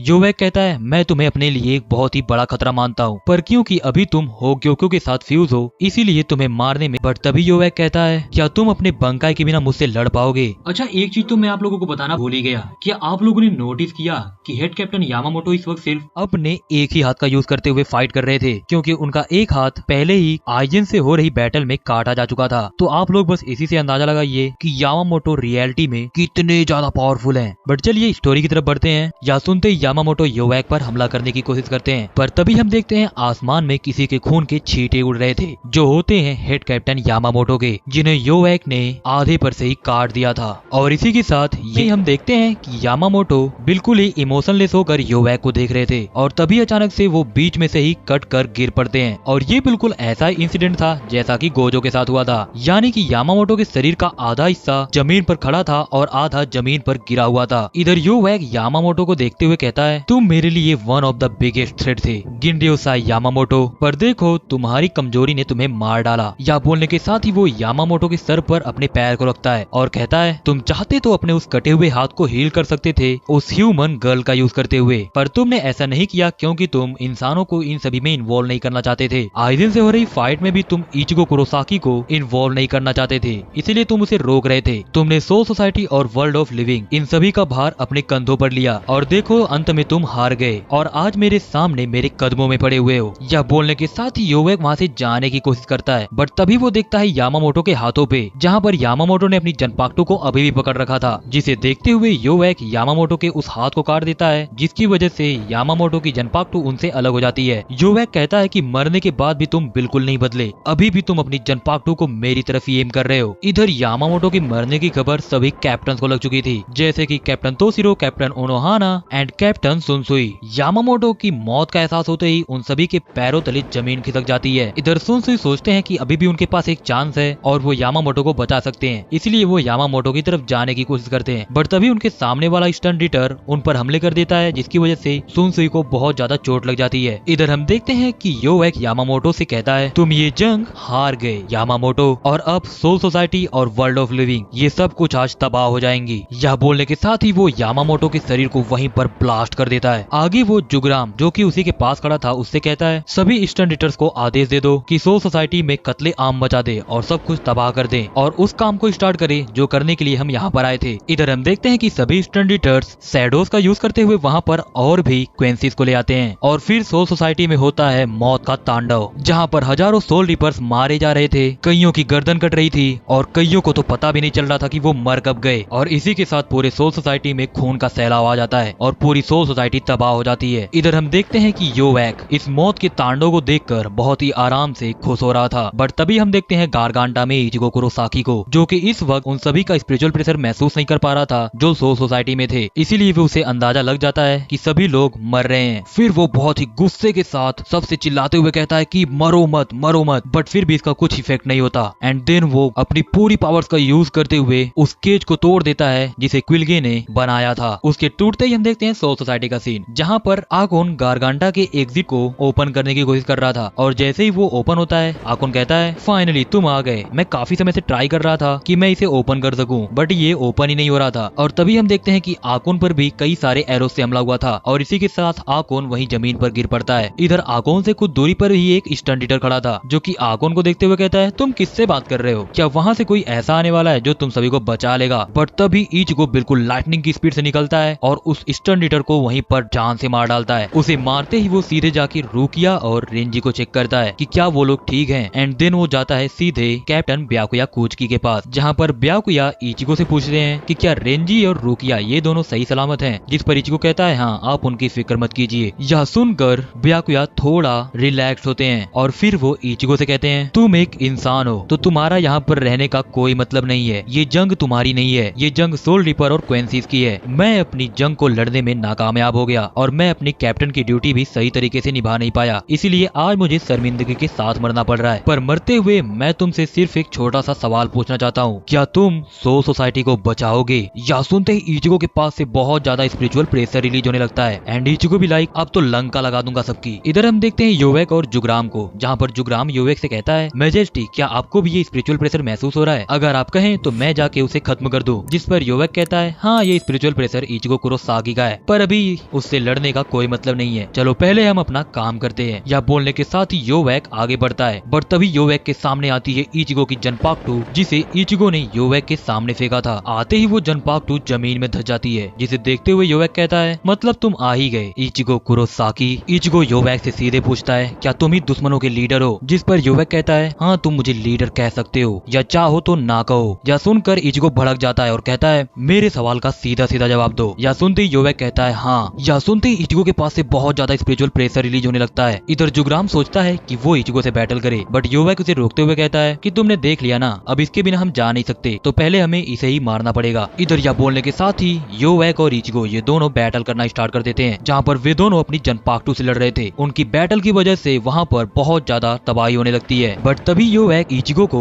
जमीन पर पटकते हुए उसकी गर्दन पर अपनी जनपाक्टू रख देता है। फिर वो जुग्राम से कहता है, इसकी वजह से ये यहाँ पर मोबिलाइज्ड रहेगा, तो जैसे ही सब कुछ खत्म हो जाए इसे मेरे कैसल में लेके आना, मैं इसे अपने अंडर में काम करवाऊंगा। बट तभी हम देखते हैं कि इचिगो को कुछ भी नहीं हुआ था। इधर योवेक भी देखकर हैरान हो चुका था कि उसने तो इचिगो को आराम से मोबिलाइज कर दिया था, फिर भी इचिगो अब हिल कैसे पा रहा है। बट तभी उसकी नजर इचिगो के गर्दन पर जाती है, जहाँ पर एक सिल्वर कलर का कुछ चमक रहा था, जिसे जनरली हम रेसी कहते हैं। उसे देखते हुए योवेक थोड़ा हैरान हो जाता है, बट तभी इचिगो एक बार फिर से योवेक पर हमला करने की कोशिश करता है, जिसके रिप्लाई में योवेक भी इचिगो पर हमला करता है। और तभी उसे पता चल जाता है कि वो जो सोच रहा था वो सही था, इचिगो के अंदर भी इस वक्त रेसी प्रेजेंट था। जिसे देखते हुए वो बताता है कि हमसे एक छोटी सी गलती हो गई, मुझे लगा नहीं था कि ऐसा कुछ हो जाएगा। मुझे इचिगो कुरोसाकी को कैद करने के लिए क्विल्गो को नहीं भेजना चाहिए था, बल्कि एक अरानकार को भेजना चाहिए था, क्योंकि समहाउ जब क्विल्गो ने इचिगो को कैद किया था उस वक्त इचिगो अपने स्पिरिचुअल प्रेशर का बहुत ज्यादा यूज कर रहा था, जिसकी वजह से उसने अपनी लिमिट्स को पुश किया। और इसी के साथ क्विल्गी के पास मौजूद वो रेसी सीधे इचिगो की सोल से कनेक्ट होकर इचिगो की स्पिरिचुअल प्रेशर में मिक्स हो गया। तो अब काइंड ऑफ इचिगो के पास भी एक क्वेंसी की पावर है। यह सुनकर इचिगो थोड़ा हैरान होता है और कहता है, तुम क्या बातें कर रहे हो, मुझे क्लियरली समझाओ। जिस पर योवेक कहता है, जो रेसी तुम्हारी सोल से कनेक्ट हुई है उसकी वजह से तुम्हारी पास्ट की मेमोरीज ट्रिगर हो गई हैं। यह सुनकर इचिगो और भी हैरान हो जाता है और कहता है, मुझे इसके बारे में कुछ भी नहीं पता, मुझे क्लियरली बताओ। जिस पर योवेक कहता है, तुम्हें सिर्फ इसी के नहीं बल्कि बहुत सी चीजों के बारे में नहीं पता है, यहाँ तक कि तुम्हें तो अपनी मॉम के बारे में भी नहीं पता है। इधर अपनी मॉम का नाम सुनते ही इचिगो बहुत ज्यादा हैरान हो जाता है और कहता है, तुम क्या बातें कर रहे हो? बट तभी योवेक कहता है, मैंने सोचा था तुम्हें आराम से वंडर राइक में ले जाके सभी चीजें बताऊंगा, पर शायद मेरा ये सपना ही रह जाएगा, क्योंकि आज तुम्हें मरना ही होगा। यह बोलने के साथ ही वो कई सारे एरोस से इचिगो पर हमला करता है और इचिगो से कहता है, मुझे दिखाओ इचिगो कुरोसाकी, तुम क्या क्या कर सकते हो। जिसके रिप्लाई में इचिगो उनमें से कई सारे एरोस को ब्लॉक करता है, बट एंड में वो उन सभी एरोस को ब्लॉक नहीं कर पाता और वहीं पर बेहोश होने लगता है। जिस पर योवेक इचिगो के गले पर अपनी जनपाक्टू रखते हुए कहता है, आज मैं तुम्हारी इस गर्दन को तुम्हारे इस शरीर से अलग कर दूंगा। यह बोलने के साथ ही वो इचिगो की गर्दन को काटने वाला था, बट तभी अचानक से उसकी जनपाक्टू में से शैडोज निकलने लगती हैं, जिसकी वजह से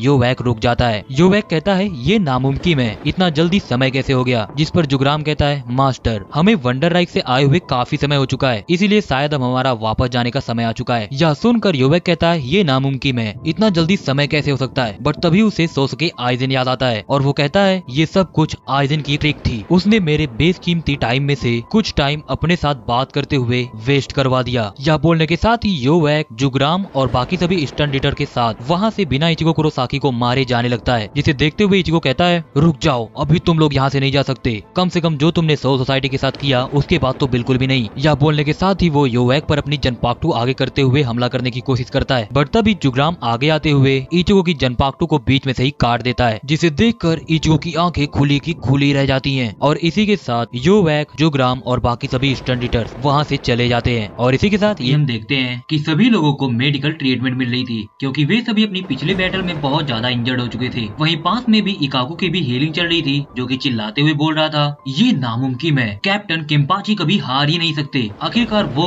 योवेक से हार कैसे गए? वहीं पास में ही हम देखते हैं इचिगो को, जिसे बताया जाता है कि रूकिया और रेंजी वे दोनों अब खतरे से बाहर है। यह सुनते ही इचिगो उन दोनों से मिलने के लिए जाता है, जहाँ पर इचिगो के साथ ही शिंजी भी थे। रूकिया को जैसे ही होश आता है वो इचिगो से कहती है, तुम्हारा बहुत बहुत शुक्रिया इचिगो, तुम यहाँ पर सोल सोसाइटी को बचाने के लिए आए। यह सुनकर इचिगो कहता है, हाँ मैं आ तो गया था, पर मेरे आने का यहाँ पर कुछ खास फायदा नहीं हुआ। जिस पर शिनजी इचिगो को डांटते हुए कहते हैं, गधे कहीं के, तुम इन सभी के लिए अपने आप को ब्लेम मत करो। अगर तुम नहीं आते तो चीजें इससे भी ज्यादा खतरनाक और खराब हो सकती थी। बट तभी एक रिसर्चर इचिगो को आके बताता है कि कैप्टन मयूरी कुरोसुची ने इचिगो को बुलाया है और उन्हें इचिगो की जनपाक्टो के बारे में कुछ बहुत ही ज्यादा जरूरी बात करनी है। यह सुनते ही इचिगो भागते हुए मयूरी कुरोसुची के पास जाने लगता है। वहीं दूसरी तरफ हम देखते हैं हेड कैप्टन यामामोटो की टूटी हुई जनपाक्टो को, जहाँ पर सभी कैप्टन मौजूद थे। बट तभी एक सोल रिपर आते हुए कहता है, कैप्टन ब्याकुया कुचकी और कैप्टन केम्पाची जराकी, ये दोनों लोग अब पहले से बेहतर हैं और मुझे ऐसा लगता है कि ये जल्द ही अपनी ड्यूटी को ज्वाइन कर लेंगे। बट तभी सोई फोन चिल्लाते हुए कहती है, शांत हो जाओ, अभी हमारे पास इससे भी बड़े काम है, तुम्हें क्या लगता है? बट तभी उकिटाके उसे रोकते हुए कहते हैं, हेड कैप्टन यामामोटो की बॉडी अभी हमें मिली नहीं है और तुम्हें ये क्यों लग रहा है कि सिर्फ तुम ही ऐसी हो जिसे हेड कैप्टन यामामोटो के जाने का अफसोस है? और इसी के साथ सभी कैप्टन में बहस छिड़ जाती है। बट तभी वहाँ पर आते हैं कैप्टन सुनसुई और कहते हैं, लड़ाई नहीं, अगर ओल्ड मैन यामा यहाँ पर होते और हमें ऐसे लड़ते हुए देखते तो वो क्या सोचते। सीन शिफ्ट होता है और हम देखते हैं इचिगो को कैप्टन मयूरी कुरोसुची के सामने, जहाँ पर इचिगो मयूरी से कहता है, क्या आप मेरी जनपाक्टो को ठीक नहीं कर सकते? ऐसा कैसे हो सकता है? पर आप तो अपनी जनपाक्टो को ठीक कर लेते हैं। जिस पर कैप्टन मयूरी कुरोसुची उसे बताते हैं, मैं अपनी जनपाक्टो को ठीक नहीं करता, मैं उसे मॉडिफाई कर देता हूँ। इचिगो कहता है, ठीक है, अच्छा, मतलब मुझे अपनी जनपाक्टो को सिर्फ और सिर्फ मॉडिफाई करना होगा। मयूरी कुरोसुची कहते हैं, तुम कब मेरी बातों को समझोगे? तुम अपनी जनपाक्टो को सिर्फ तभी मॉडिफाई कर सकते हो जब तुम्हारी सीकाई टूटी हो, बट जब तुम्हारी जनपाक्टो एक बंका स्टेट में टूटी हो उस वक्त तुम उसे मॉडिफाई नहीं कर सकते, इसे करना नामुमकिन है। बट तभी मयूरी कुरोसुची के पास एक कॉल आता है, जिसे रिसीव करते हुए कहते हैं, हाँ मैं सुन रहा हूँ, बोलो। अच्छा ऐसी बात है, ठीक है, मैं उसे लेकर आता हूँ। यह सुनते ही कैप्टन मयूरी कुरोसुची उस कॉल को कट कर देते हैं एंड देन वो इचिगो से कहते हैं, चलो हमें कहीं पर जाना है। सीन शिफ्ट होता है और हम देखते हैं सभी कैप्टन्स को, जहाँ पर इचिगो आते हुए शिंजी से पूछता है, यहाँ पर क्या हो रहा है? जिस पर शिंजी उसे बताते हैं, स्क्वाड 0 के मेंबर्स आज यहाँ पर आने वाले हैं। यह सुनकर इचिगो थोड़ा हैरान हो जाता है, क्योंकि उन्हें अगर आना था तो पहले आना चाहिए था जब सोल सोसाइटी पर हमला हुआ था, तो अब उनके यहाँ पर आने का मतलब ही क्या है? इचिगो की इस हैरानी को देखते हुए कैप्टन सुनसुई कहते हैं, स्क्वाड 0 के मेंबर्स कभी भी सोल सोसाइटी के मामलों में दखल अंदाजी नहीं करते, क्योंकि वे सभी रॉयल पैलेस के बॉडीगार्ड्स हैं। जहाँ पर स्क्वाड 0 में टोटल 5 मेंबर्स है और उनकी कंबाइंड पावर की बात की जाए तो वो पूरे 13 कोड गार्ड स्क्वाड से बहुत ज्यादा है। आगे हम देखते हैं कि एक रॉकेट से दिखने वाली चीज उन सभी के सामने आ जाती है, जिसे देखते हुए इचिगो पूछता है, ये भला किस प्रकार की चीज है? कैप्टन सुनसुई इचिगो को बताते हैं कि ये टेंचुरेन है, जिसका यूज करते हुए स्क्वाड 0 के मेंबर्स रॉयल पैलेस से सोल सोसाइटी में आते हैं और इसमें बहुत ही मुश्किल से ऑलमोस्ट 5 लोगों की सीट है। इधर टेंचुरेन का गेट खुलता है जिसमें से 5 लोग निकलते हैं, जिनके नाम है टेंजिरो किरिंजी, किरियो हिकुफुने, ओएत्सु निमाया और सेंजू मारू सुतारा और अंत में इचिबे यो सुबे। ये 5 लोग स्क्वाड 0 के मेंबर्स हैं। आते ही वे सभी लोग अजीब अजीब हरकतें करने लगते हैं, जैसे कि वे सभी लोग पार्टी में आए हो और सोल सोसाइटी में कुछ हुआ ही ना हो। उन्हें देखते हुए शिंजी सोचता है, मैंने इन्हें जैसे सोचा था ये तो इससे बिल्कुल ही अलग है। बट तभी शिंजी को किरियो एक टपली मारते हुए कहती है, ए शिंजी, तुम तो काफी बदल गए हो और वैसे भी हमें मिले तो काफी समय हो चुका है, और हियोरी कहाँ है? वो तुम्हारे साथ क्यों नहीं दिख रही है? जिस पर शिंजी कहता है, हमें मिले काफी समय हो चुका है, मैं तो तुम्हें जानता भी नहीं। बट तभी शिंजी को रियलाइज होता है कि ये कैप्टन किरियो हिकुफुने हैं, जिनकी लेफ्टिनेंट पहले हियोरी रह चुकी है। इस रियलाइजेशन के साथ ही शिंजी कहता है, ओ मुझे याद आया, आपसे फिर से मिलकर बहुत ही खुशी हुई कैप्टन हिकुफुने। वहीं पर हम देखते हैं कैप्टन ओनोहाना को, जिनसे स्क्वाड 0 का एक मेंबर यानी कि टेंजिरो किरिंजी मिलते हुए कहता है, तुम सभी चीजों को सही से संभाल तो पा रही हो ना ओनोहाना? क्योंकि मैंने सुना है कि तुम्हारे रहते हुए भी कई सारे सोल रिपर्स मारे गए। बट ओनोहाना इस बात का कुछ भी जवाब नहीं देती। और हाँ, एक बात बता दूं कि अगर मैं तेंजिरो को कभी तांजिरो बोल दूं तो छोटा भाई समझ के माफ कर देना। इधर तेंजिरो के पीछे इचिबे आते हुए कहता है, हे तुम इतना सीरियस क्यों हो रहे हो? चिल करो डूड। बट तभी कैप्टन सुनसुई इचिबे से कहते हैं, आखिर स्क्वाड 0 सोल सोसाइटी में क्यों आई है? ऐसी कौन सी आपत्ति आ गई जिसकी वजह से हमें स्क्वाड 0 के दर्शन करने पड़ रहे हैं? बट इचिबे इस बात का बिल्कुल भी जवाब नहीं देता और वो इचिगो की तरफ देखते हुए कहता है, तो यही है इचिगो कुरोसाकी, जिसकी बात सोल किंग कर रहे थे। फिर वो कैप्टन सुनसुई को बताता है कि सोल किंग ने हमसे कहा है कि हम इचिगो को अपने साथ लेकर आए। यह सुनते ही सोई फोन भड़क जाती है और चिल्लाते हुए कहती है, ये नामुमकिन है। जब सोल सोसाइटी में सब कुछ तबाह हो चुका है तब तुम लोग आ रहे हो और बोल रहे हो कि तुम्हें इचिगो चाहिए। अगर तुम लोग पहले आए होते तो शायद सिचुएशन अब से ज्यादा बेहतर होती। बट तभी तेंजिरो सोई फोन को पकड़ते हुए कहता है, हे अपने शब्दों पर थोड़ा लगाम दो, इसमें हमारी कोई गलती नहीं है। हमारा काम सिर्फ और सिर्फ रॉयल पैलेस को प्रोटेक्ट करना है और तुम सभी का काम है सोल सोसाइटी को प्रोटेक्ट करना, या तो फिर कहें कि सेरेटे को प्रोटेक्ट करना। पर तुम लोग इसमें भी नाकामयाब हुए और अब इसका जिम्मेदार हमें बताया जा रहा है। तुम तो एक कैप्टन की पोजीशन के भी काबिल नहीं हो। आखिरकार कौन सा कैप्टन अपनी ड्यूटी को सही तरह से ना कर पाने के बाद ऐसे रोते हुए कंप्लेन करता है? बट तभी इचिबे तेंजिरो को हिट करते हुए कहता कहता है, हे मैंने तुमसे कहा था ना, अभी इन सभी बातों को बोलने का कोई मतलब नहीं है। फिलहाल तो हमें बस इचिगो और उसके साथ कुछ और लोगों को रॉयल पैलेस लेकर जाना है, तो बस जल्दी से उन्हें ढूंढना स्टार्ट करो। बट तभी सेंजुमारा सुतारा, जिसे आगे से हम सुतारा ही बोलेंगे, वो सभी को बताती है कि अब उन्हें ढूंढने की कोई जरूरत नहीं है, मैंने उन्हें पहले ही ढूंढ लिया है, तो अब अंत में सिर्फ बचा है इचिगो कुरोसाकी। और तभी हम देखते हैं कि सुतारा के पास ही रूकिया, रेंजी और कैप्टन ब्याकुया, ये तीनों लोग मौजूद थे जो कि अभी तक अनकॉन्शियस थे। उन्हें देखते हुए उनाना कहती है,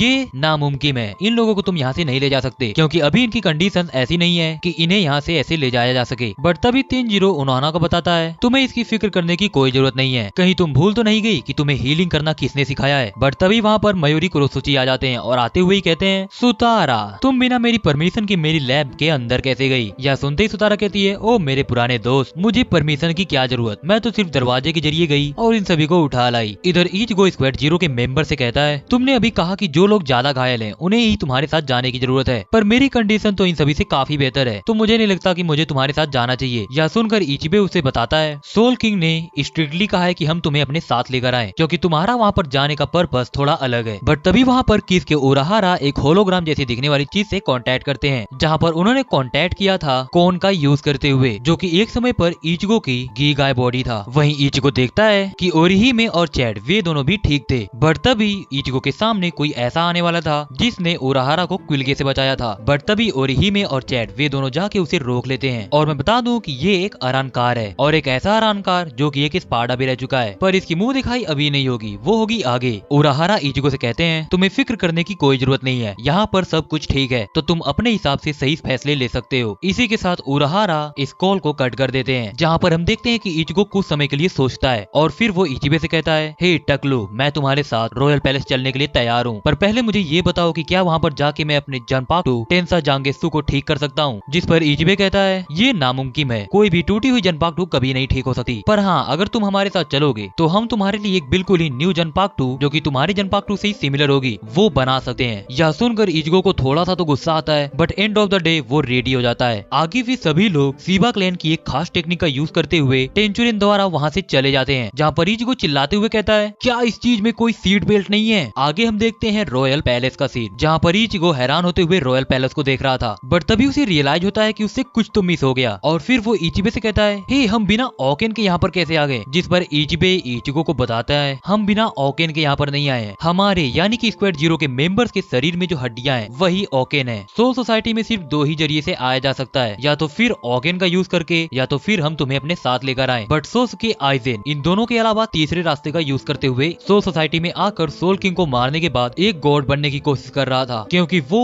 ओकेन का एक तरह से कॉपी बनाना चाहता था। तो तुम कह सकते हो कि सोल सोसाइटी में आने के लिए ऑलमोस्ट 3 रास्ते हैं। आगे हम इचिगो को एक सर्कुलर सी दिखने वाली जगह पर खड़े हुए देखते हैं, जहाँ पर तेंजिरो इचिगो को बताता है, तुम अगर इस पर सही से खड़े नहीं होगे तो जब मैं तुम्हें ऊपर भेजूंगा तब तुम नीचे गिर जाओगे, और उसकी वजह से तुम्हारी जान भी जा सकती है। यह सुनकर इचिगो कहता है, क्या तुम मुझे सोल किंग के पास भेजने वाले हो। यह सुनते ही तेंजिरो थोड़ा हैरान होता है और कहता है, क्या तुम्हारे जैसे गधे को सोल किंग के पास क्यों जाना है। यह सुनते ही किरियो तेंजिरो को एक टपली मारते हुए कहती है, इसे अच्छे से समझाओ। फिर वो इचिगो से कहती है, तुम जो वो ऊपर देख रहे हो वो है रियो ग्रेटर पैलेस, जहाँ पर सोल किंग रहते हैं, और इसके पास में जो 5 और जगह हैं उन सभी में स्क्वाड 0 के एक मेंबर्स रहते हैं, और तुम फिलहाल किरिंडन जा रहे हो जहाँ पर तेंजिरो रहता है। इसी के साथ सीन शिफ्ट होता है और हम देखते हैं इचिगो को एक पॉन्ड में, जहाँ पर वो नहा रहा था और उसके साथ में ही तेंजिरो था। इचिगो परेशान होते हुए कहता है, हे तुमने रूकिया, रेंजी और ब्याकुया को यहाँ पर डुबो के क्यों रखा है। जिस पर तेंजिरो कहता है, तुम्हें फिक्र करने की कोई जरूरत नहीं है, इससे उनकी जान नहीं जाएगी, मैं बस उनके खराब हुए स्पिरिचुअल प्रेशर को पहले जैसा कर रहा हूँ। और वहाँ पर देखो वो जो लाल कलर का पॉन्ड दिख रहा है उसमें मैं इन्हें बार बार नहलाऊंगा, जिसकी वजह से ये बहुत ही जल्दी ठीक हो जाएंगे। या बोलने के साथ ही वो कैप्टन ब्याकुया कुचकी को उस पॉन्ड में फेंक देता है। आगे वो इचिगो को देखते हुए कहता है, तुम्हारी कंडीशन देखकर ऐसा लग रहा है कि तुम्हें सिर्फ एक रात में ही पहले जैसे रिकवर किया जा सकता है। इसी के साथ हम देखते हैं कुछ समय बाद का सीन, जहाँ पर इचिगो को 2 बंदे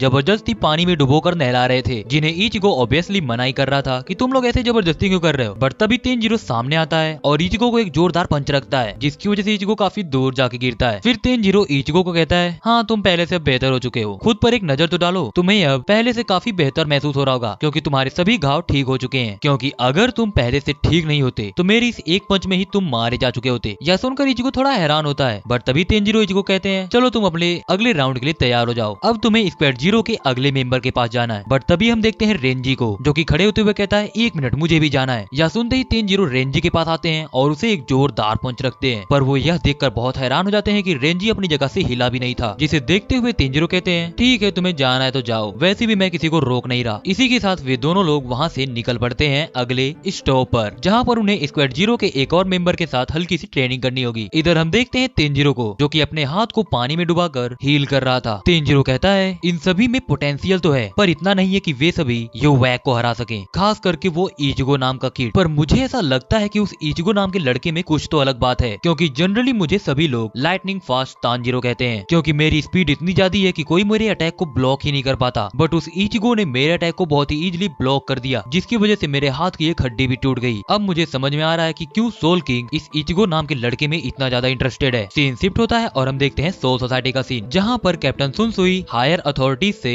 अपने लिए 2 लिeutenants रखने की परमिशन लेने आए थे, जहाँ पर उन्हें यह कहकर मना कर दिया जाता है कि वे कभी भी 2 लिeutenants नहीं रख सकते। जिस पर कैप्टन सुनसुई कहते हैं, ये नियम तो तुम सबने ही बनाया था ना कि ये कैप्टन अपने लिeutenant को अपॉइंट कर सकता है, तो मैं अपने लिए 2 लिeutenant रखना चाहता हूँ, तो इसमें प्रॉब्लम क्या है। और हाँ, मुझे एक और बात करनी थी, मैं केम्पाची जराकी को जानजुत्सु की ट्रेनिंग दिलवाना चाहता हूँ। यह सुनकर वे सभी लोग बहुत हैरान हो जाते हैं, जहाँ पर उनमें से एक बंदा कहता है, हम इसकी परमिशन कभी नहीं दे सकते। क्या तुम ये भूल गए कि जब गेनर्योसाई यामामोटो केम्पाची को ट्रेन कर रहे थे, तब हमने उसकी ट्रेनिंग को रोक दिया था, क्योंकि केम्पाची इतने ज्यादा खतरनाक है कि अगर वो आगे जाके हमारे खिलाफ हुआ तो ये हमारे लिए एक बहुत ही बड़ी समस्या हो जाएगी। जिस पर कैप्टन सुनसुई कहते हैं, फिलहाल हमारे पास कोई दूसरा ऑप्शन नहीं है, क्योंकि इस वक्त सोल सोसाइटी में कई सारे कैप्टन काफी ज्यादा जख्मी हैं, क्योंकि अगली बार जब सोल सोसाइटी पर हमला होगा तो केम्पाची की हमें बहुत ज्यादा जरूरत पड़ने वाली है, और मुझे ये देखकर बिल्कुल नहीं लगता कि आप सभी अगले होने वाले हमले में खुद को बचा पाएंगे। यह सुनते ही वहाँ पर शांति छा जाती है। जिस पर कैप्टन सुनसुई कहते हैं, इस खामोशी को देखते हुए मुझे ऐसा लगता है कि आपको इससे कोई आपत्ति नहीं है। फिर वो कैप्टन ओनोहाना को वहाँ पर बुलाते हुए कहते हैं, मैं ये जिम्मेदारी तुम्हारे ऊपर छोड़ता हूँ कैप्टन ओनोहाना,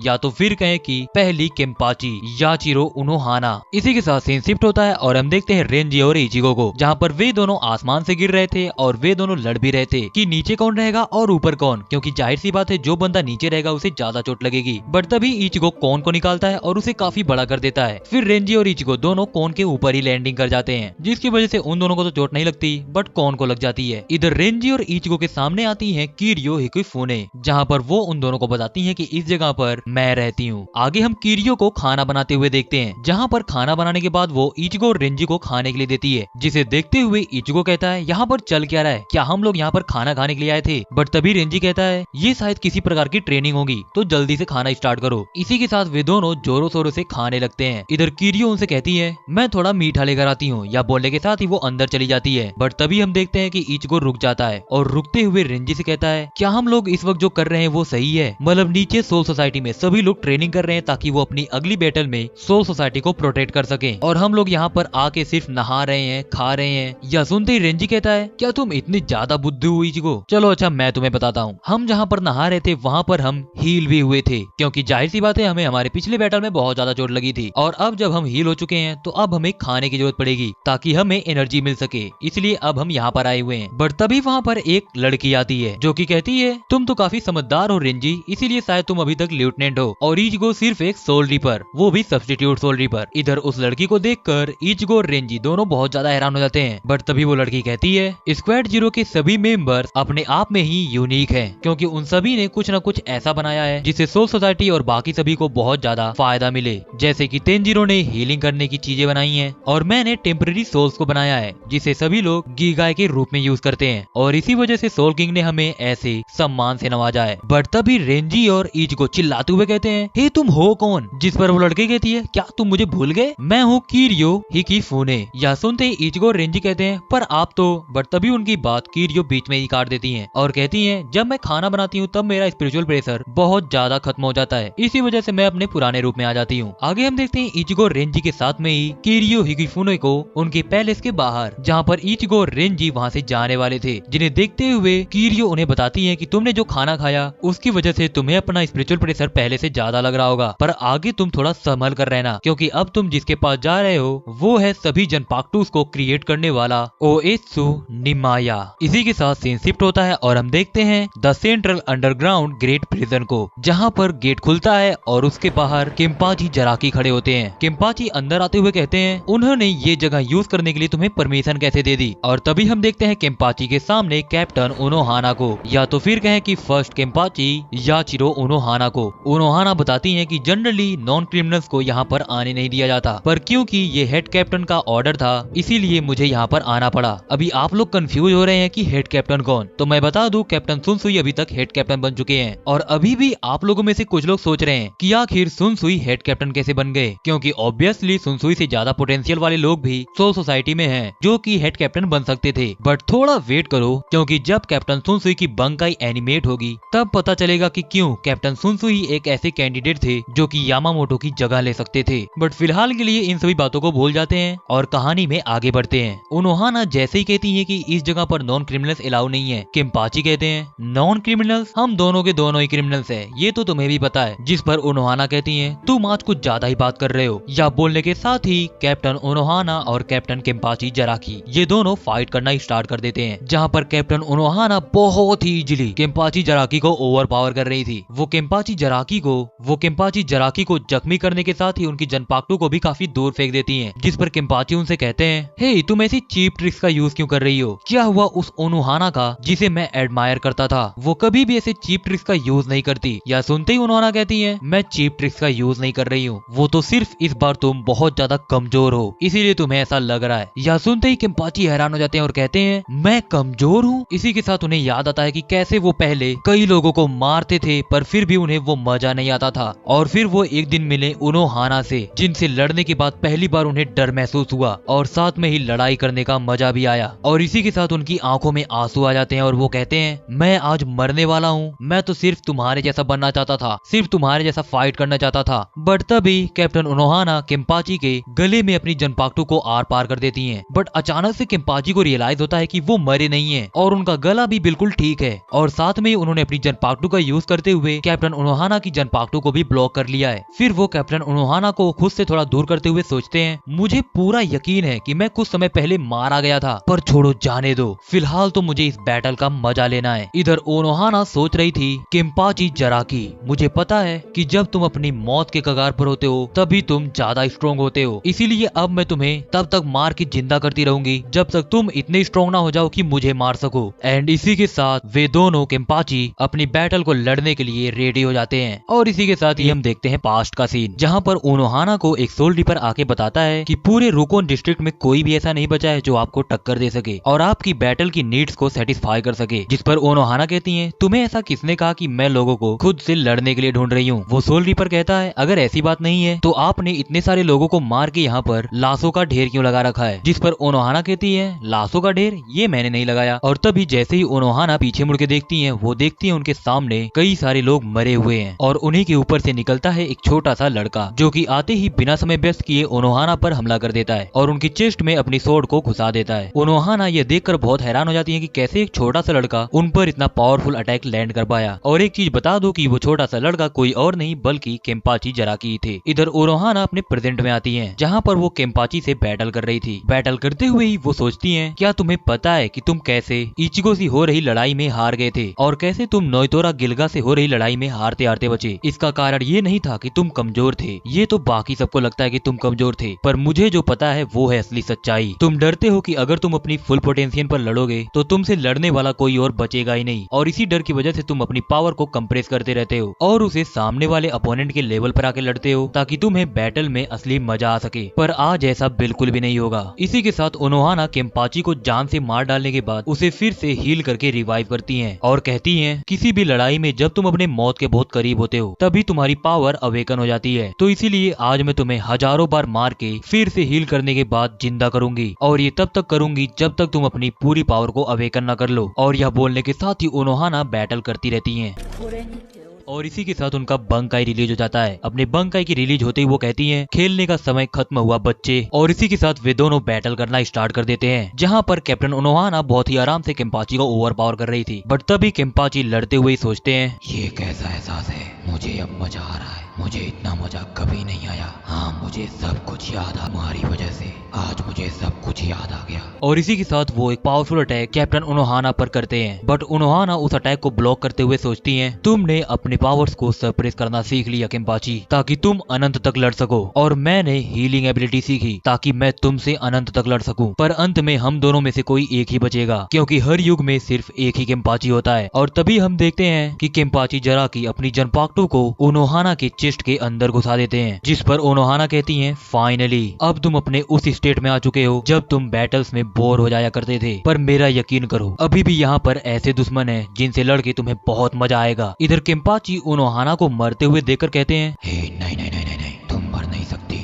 ऐसा मत करो, अभी तो मुझे मजा आना स्टार्ट हुआ था, तुम इतनी जल्दी नहीं मर सकती। पर तभी हम देखते हैं कि ओनोहाना कहती हैं, मैंने आज तक जो कुछ भी सीखा था वो मैं अपनी जनपाक्टो के जरिए सब कुछ तुम्हें दे रही हूँ, तो अब मेरे पास ऐसा कुछ भी नहीं है जो मैं तुम्हें दे सकती हूँ, ना ही मेरी एबिलिटीज और ना ही केम्पाची का टाइटल। और इसी के साथ पहली केम्पाची यानी कि याचिरो ओनोहाना मारी जाती है। इधर केम्पाची जराकी ओनोहाना की मौत पर थोड़ा अफसोस मना रहे थे, बट तभी शैडोज में से उन्हें एक आवाज सुनाई देती है, जिस पर केम्पाची कहते हैं, हे तुम कौन हो, अगर हिम्मत है तो सामने आओ। पर तभी उन शैडोज में से आवाज आती है, अंततः मेरे शब्द तुम तक पहुंच गए केम्पाची जराकी, मैं वो हूँ जिसने तुम्हें बहुत ही करीब से देखा है, जो तुम्हारे साथ हमेशा रही है। और तभी हम देखते हैं केम्पाची जराकी की जनपाक्टो को, जहाँ पर शैडोज से आवाज आती है, मेरा नाम है, एंड हमें केम्पाची जराकी की जनपाक्टो का नाम नहीं बताया जाता है। सीन शिफ्ट होता है और हम देखते हैं इचिगो और रेंजी को, जो कि आए होते हैं ओएत्सु निमाया के पास, जहाँ पर आने के बाद उन्हें वहाँ पर थोड़ा बार जैसा माहौल दिखता है, और उनके पास में ही कई सारी लड़कियां भी होती हैं, जिन्हें देखते हुए कौन तो पगला जाता है और कहता है ये तो बिल्कुल स्वर्गीय है। बट इचिगो उसे तानते हुए कहता है, औकात मेरे थोड़ा। और तभी इचिगो और रेंजी के सामने आ जाते हैं ओएत्सु निमाया, जो कि आते हुए ही कहता है, तुम लोग तो मुझे जानते ही होगे, बट फिर भी मैं अपना इंट्रो दे देता हूँ, मैं हूँ एकलौता जनपाक्टो क्रिएटर ओएत्सु निमाया। बट ओएत्सु निमाया की बातें सुनकर इचिगो और रेंजी कुछ खास रिएक्ट नहीं करते हैं, जिस पर ओएत्सु कहता है, तुम लोग यहाँ पर आके खुश नहीं हो क्या? अगर नहीं हो तो जा सकते हो, कोई जरूरत नहीं है तुम लोगों की। बट तभी इचिगो और रेंजी माफी मांगते हुए कहते हैं, सर हमें माफ कर दीजिए, हम यहाँ से बिल्कुल भी नहीं जाना चाहते। जिस पर ओएत्सु कहता है, अगर तुम्हें माफी मांगनी है तो ऐसे माफी मांगो। और तभी ओएत्सु सर के बल खड़े होकर कहता है, मुझे माफ कर दीजिए सर, ऐसे माफी मांगो। जिस पर इचिगो भड़क जाता है और कहता है, मैं कभी भी ऐसा नहीं करने वाला। बट तभी रेंजी कहता है, कर ले यार, यही ऑप्शन है। और तभी वे दोनों सर के बल खड़े होकर कहते हैं, हमें माफ। तभी वहाँ पर मेरा नाम की एक लड़की आ जाती है और ओएत्सु से कहती है, अब अपनी मजाक करने की आदत छोड़ दो। और फिर वे सभी लोग एक माउंटेन के ऊपर जाते हैं, जहाँ पर एक गेट भी बना होता है। वहाँ पर जाते ही मेरा बताती है कि ये है हुडेन, जिसे देखते हुए सभी लोग हैरान हो जाते हैं, बट कौन तो बहुत ज्यादा डर जाता है और वो रोते हुए कहता है, मैं फिलहाल मुझे ये करना है। और यह बोलने के साथ ही ओएत्सु रेंजी की जनपाक्टो को तोड़ देता है, जिस पर रेंजी ओएत्सु को रोकने की तो कोशिश करता है, पर फिर भी वो कुछ खास कर नहीं पाता। और फिर रेंजी इचिगो से कहता है, हे तुम्हें यहाँ पर कुछ अजीब महसूस हो रहा है। और तभी हम देखते हैं रेंजी और इचिगो के पीछे सफेद आंखों को। इधर ओएत्सु बताता है कि ये सभी आसाउची हैं, जो कि हर सोल रीपर को 13 कोड गार्ड स्क्वाड के मेंबर बनने से पहले ट्रेनिंग के लिए दी जाती है। और जब वो ट्रेन करने के बाद अपनी जनपाक्टो से एक अच्छा खासा कनेक्शन बना लेते हैं, तब वो अपने लिए एक पर्सनल जनपाक्टो बना सकते हैं। और आसाउची को बनाता कौन है? सिर्फ मैं। इसीलिए सभी लोग मुझे ब्लेड गॉड बोलते हैं, क्योंकि मैं हूँ the one and only zanpakuto creator. इधर इचिगो कहता है, अगर हमें इनसे ट्रेनिंग करनी है तो ये लोग हमें पकड़ के क्यों रख रहे हैं? जिस पर ओएत्सु कहता है,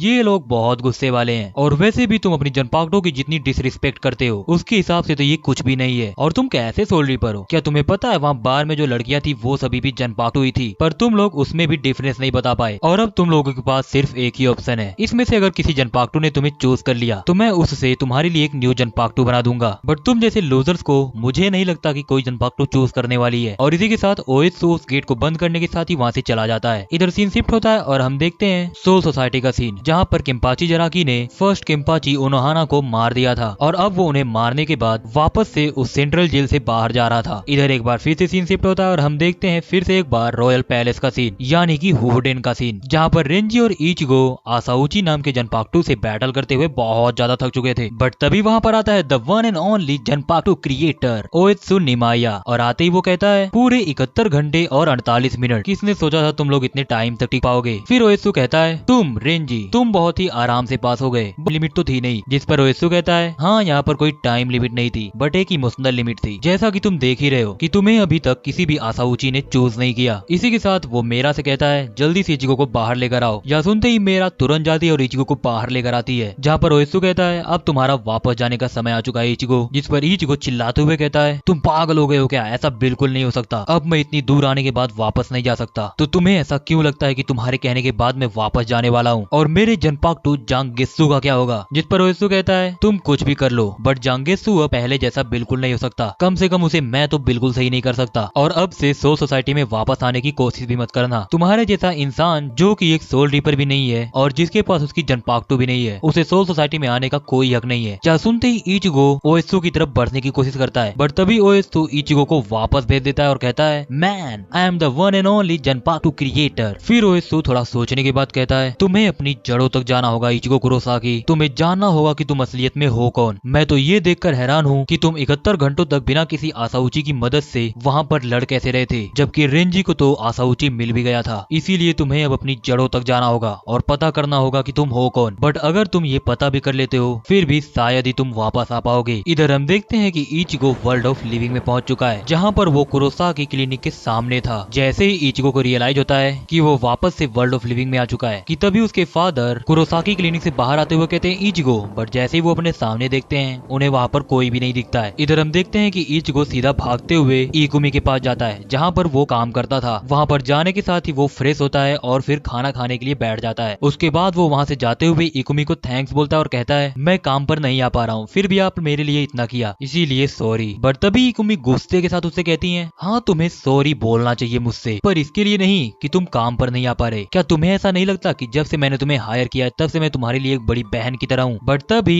इकुमी के घर की बेल बजती है जिसकी वजह से इकुमी गेट खोलने के लिए जाती है। बट इधर हम देखते हैं कि इचिगो के सामने खड़े थे उसके फादर इसिन कुरोसाकी, वो भी सोल रिपर के गेटअप में रोकने की कोशिश करती हैं क्योंकि इचिगो अपना कॉम्बैट पास भूल चुका था। बट क्योंकि बाहर बारिश हो रही थी इसीलिए इकुमी सोचती है मैं बाद में जाके इचिगो को ये वापस कर दूंगी। सीन शिफ्ट होता है और हम देखते हैं इचिगो और उसके फादर के बीच में हो रही कन्वर्सेशन को, जहाँ पर इचिगो कहता है आप अगर ऐसे गेटअप में हैं तो इसका मतलब आपको पता है कि मेरे साथ इस वक्त चल क्या है। उराहारा ने मुझे बताया था कि सोल सोसाइटी में क्या हुआ और उसके बाद कैसे स्क्वाड 0 तुम्हें अपने साथ लेकर गई और फिर कैसे उन्होंने तुम्हें निकाल दिया। यह सुनने के साथ ही इचिगो को थोड़ी शर्मिंदगी फील होती है। इधर इसिन कहते हैं तुम वहाँ पर कर ही क्या सकते थे, तुम्हें अभी पूरी सच्चाई के बारे में नहीं बताया। इधर इचिगो यह सुनते ही इसिन का कॉलर पकड़ लेता है और कहता है क्या कहा आपने। बट तभी इसिन अपना कॉलर छुड़ाते हुए कहते हैं तुम्हें याद है जब मैंने तुमसे कहा था कि समय आने पर मैं तुम्हें सब कुछ बताऊंगा, तो ये वही समय है। मैं तुम्हें बताना चाहता हूँ कि तुम कोई सोल रीपर नहीं हो और ना ही कोई साधारण इंसान। और क्या तुम्हें तुम्हारी मदर के बारे में पता है, वो भी कोई साधारण इंसान नहीं थी, वो एक क्वेंसी थी। इसी के साथ मिस्टर इसिन कुरोसाकी अपनी पुरानी यादों में चले जाते हैं, जहाँ पर इस वक्त वो स्क्वाड 10 के कैप्टन थे और उनकी लेफ्टिनेंट थी रंगीकू मात्सुमोटो। वहीं पर मिस्टर इसिन कुरोसाकी, जिनका फिलहाल नाम था इसिन सीबा, जो कि सीबा क्लैन से बिलोंग करते थे, वो तोशिरो को ट्रेनिंग भी दे रहे थे। ट्रेनिंग देने के साथ ही वो तोशिरो से काफी इंप्रेस होते हैं और उससे कहते हैं तुम ही एक सही कैंडिडेट हो अगले कैप्टन बनने के लिए। जिस पर रंगीकू कहती है लॉजिकली देखा जाए तो मैं आपकी लेफ्टिनेंट हूँ, तो आपके बाद मैं ही कैप्टन बनूंगी। जिस पर तोशिरो रंगीकू से कहते हैं अगर तुम कैप्टन बनोगी तो स्क्वाड 10 किसी ठेके पर अल्कोहल पीती नजर आएगी, और वैसे भी मैं अपनी बंकाई अनलॉक करने के बहुत ही करीब हूँ। यह सुनते ही रंगीकू थोड़ा गुस्सा हो जाती है। इधर तोशिरो इसिन को बताते हैं नारुकी नाम की एक जगह पर एक सोल रीपर गाड़ी से कुचलकर मारा गया। यह सुनकर इसिन थोड़ा हैरान होते हैं और फिर उन्हें याद आता है कि उन्हें नारुकी में इन्वेस्टिगेशन करने जाना था। बट तभी तोशिरो कहते हैं और ये देखिए पिछले महीने की रिपोर्ट, पिछले महीने 2 सोल रीपर और भी मारे गए। यह सुनते ही इसिन बिना समय वेस्ट किए वहाँ से नारुकी की तरफ निकल पड़ते हैं। जाते हुए ही वो रंगीकू और तोशिरो से कहते हैं स्क्वाड 10 की जिम्मेदारी मैं तुम पर छोड़ता हूँ। या बोलने के साथ ही वो वहाँ से चले जाते हैं। इधर रंगीकू इसिन को रोकते हुए कहती है क्या हमें हेड कैप्टन को बताना चाहिए, बट वो इसिन को रोक नहीं पाती। फिर रंगीकू तोशिरो से कहती है हमसे नहीं सुनी, हम वहाँ पर नहीं जा सकते क्योंकि वहाँ पर बहुत खतरा है। जिस पर रंगीकू कहती है वहाँ पर खतरा है इसीलिए हमें जाना होगा। तोशिरो कहते हैं अगर हम वहाँ पर जाएंगे तो कैप्टन के लिए चीजें और भी कठिन हो जाएंगी क्योंकि अभी हम इस लेवल पर नहीं है कि वहाँ पर जाके कैप्टन की मदद कर सके। इधर सीन शिफ्ट होता है और हम देखते हैं नारुकी सिटी में, जहाँ पर तारीख थी जून 4 और समय हो रहे थे रात के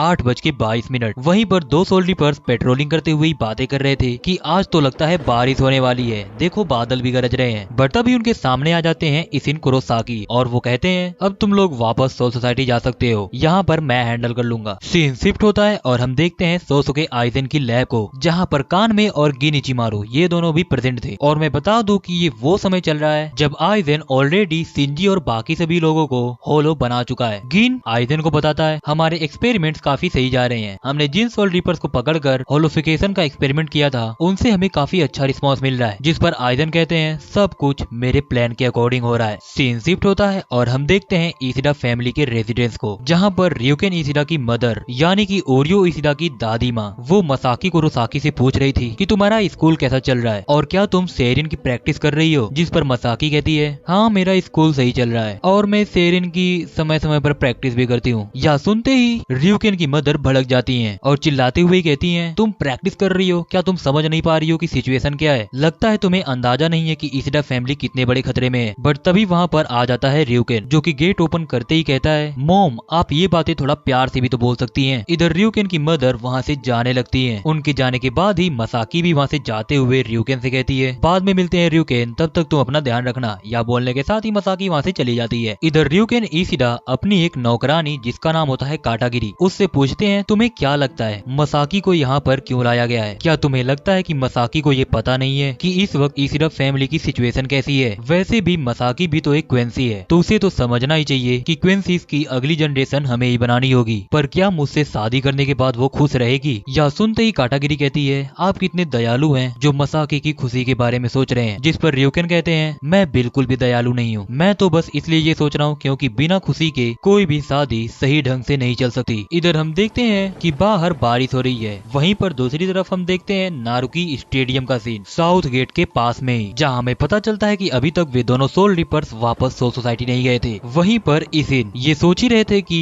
आखिरकार वो होलो अट्रैक्ट कैसे होता है और तभी वो सोचते हैं कि शायद ये हाई स्पिरिचुअल प्रेशर की वजह से होता है, वहीं पर मारे जाते हैं। इधर इसिन ये देखकर बहुत हैरान हो जाते हैं और सोचते हैं इसका मतलब वो होलो हाई स्पिरिचुअल प्रेशर से अट्रैक्ट नहीं होता है, वो सोल रीपर से अट्रैक्ट होता है। इधर इसिन कुछ और कर पाते कि तभी उनके पीछे एक ब्लैक कलर का होलो आके खड़ा हो जाता है, जो कि काफी हद तक सिमिलर है इचिगो की होलोफाइड फॉर्म से। उस होलो को देखते हुए इसिन हैरान हो जाते हैं और सोचते हैं ये एक होलो से काफी ज्यादा अलग है। बट तभी वो ब्लैक कलर का होलो कैप्टन इसिन पर हमला कर देता है। इधर मसाकी अपने रूम में सोई हुई थी, बट तभी उसे बाहर बहुत ही ज्यादा स्पिरिचुअल प्रेशर का मूवमेंट महसूस होता है, जो कि वो समझ जाती है ये किसी होलो का ही काम है। पर उसे ये भी पता चल जाता है कि उसके पास में ही कोई और एक सोल रीपर भी मौजूद है। इसी के साथ वो दौड़ते हुए उसे बचाने के लिए उसके पास जाने लगती है। बट तभी ryuken इशिदा मसाकी को रोक लेता है और कहता है क्या तुम्हें बार बार ये बताना होगा कि हम सिर्फ सोल रीपर के मरने के बाद ही वहाँ पर जाते हैं, और वो भी हम नहीं जाते बल्कि काटागिरी जाती है। इसी के साथ मसाकी वहाँ से चली जाती है। इधर ryuken काटागिरी को कॉल करते हुए कहता है सब कुछ तैयार करो, हमें अब बाहर जाना है। वहीं पर हम देखते हैं दूसरी तरफ उस ब्लैक कलर के होलो और कैप्टन इसिन के बीच हो रही। इसिन सोचते हैं अब ये एक मेनोस की तरफ फाइट कर रहा है और ये एक सेरो कैसे यूज कर सकता है। इधर इसिन एक पावरफुल अटैक करने के बारे में सोच ही रहे थे और फिर वो कहते हैं बर्न एंगेत्सु। अभी मैं बता दूं कि एंगेत्सु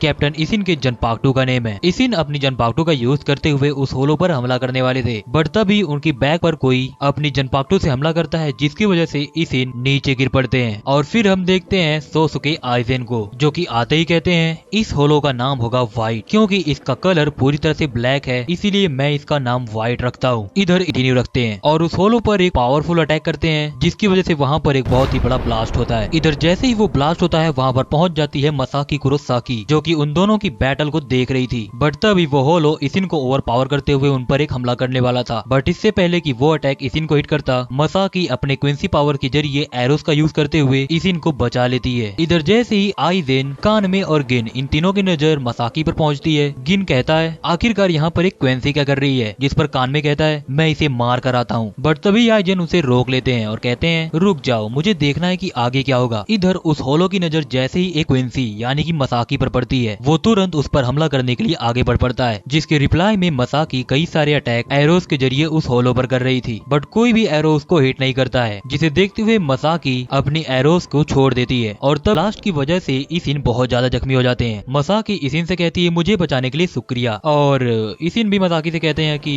मुझे बचाने के लिए शुक्रिया, और इसी के साथ वे दोनों एक दूसरे को शुक्रिया करते ही रहते हैं। बट तभी मसाकी सोचती है कि क्या मुझे बता देना चाहिए कि मैं एक क्वेंसी हूँ। फिर वो काफी सोच विचार के बाद कहती है मेरा नाम है मसाकी कुरोसाकी और मैं एक क्वेंसी हूँ। इधर क्वेंसी वर्ड सुनते ही एक मिनट के लिए तो इसिन हैरान हो जाते हैं, पर फिर वो हंसते हुए कहते हैं ओ तुम एक क्वेंसी हो, ये तो बहुत ही अच्छी बात है। मैंने क्वेंसीज के बारे में काफी सुना है, पर मुझे लगा नहीं था कि मैं किसी क्वेंसी से मिल पाऊंगा। इसिन की बातें सुनकर मसाकी भी काफी हैरान होती है और सोचती है कि सोल रीपर साथ मिलकर रह सकते थे। इधर उन दोनों की बातें चल ही रही थी, बट हम उन दोनों से कुछ दूरी पर ही देखते हैं ryuken इशिदा और काटागिरी को, जहाँ पर ryuken काटागिरी से कहते हैं यहाँ पर सब कुछ ठीक है तो अब हमें चलना चाहिए, और मॉम को ये बिल्कुल मत बताना कि यहाँ पर क्या हुआ है। समझ गई काटागिरी। सीन शिफ्ट होता है और हम देखते हैं सोसुके आइजन की लैब को, जहाँ कान में काफी गुस्से में था और वो सोच ही रहा था कि उस होलो ने आखिर क्विंसी पर हमला क्यों किया। बट तभी वहाँ पर आइजन आते हैं और कान में से कहते हैं सोल रिपर्स की डेड बॉडी के बाद हमने उससे एक होलो बनाया था। पर ये कितनी अजीब बात है ना कि सोल रिपर मरने के बाद भी एक क्विंसी की तरफ अट्रैक्ट हुआ और उस पर हमला किया। ये मेरे लिए भी काफी अनएक्सपेक्टेड था, इसीलिए मैं देखना चाहता हूँ कि आगे अब होगा क्या, क्योंकि वैसे भी सब कुछ मेरे प्लान के अकॉर्डिंग ही हो रहा है और लॉर्ड आइजन के प्लान के अकॉर्डिंग ही तुम लोग आज चैनल को सब्सक्राइब करने वाले हो। तो इसीलिए जल्दी से चैनल को सब्सक्राइब करके बेल नोटिफिकेशन को ऑन कर लो और कमेंट में ये जरूर बताना कि वीडियो कैसी लगी। तो मिलते हैं अगली वीडियो में, तब तक के लिए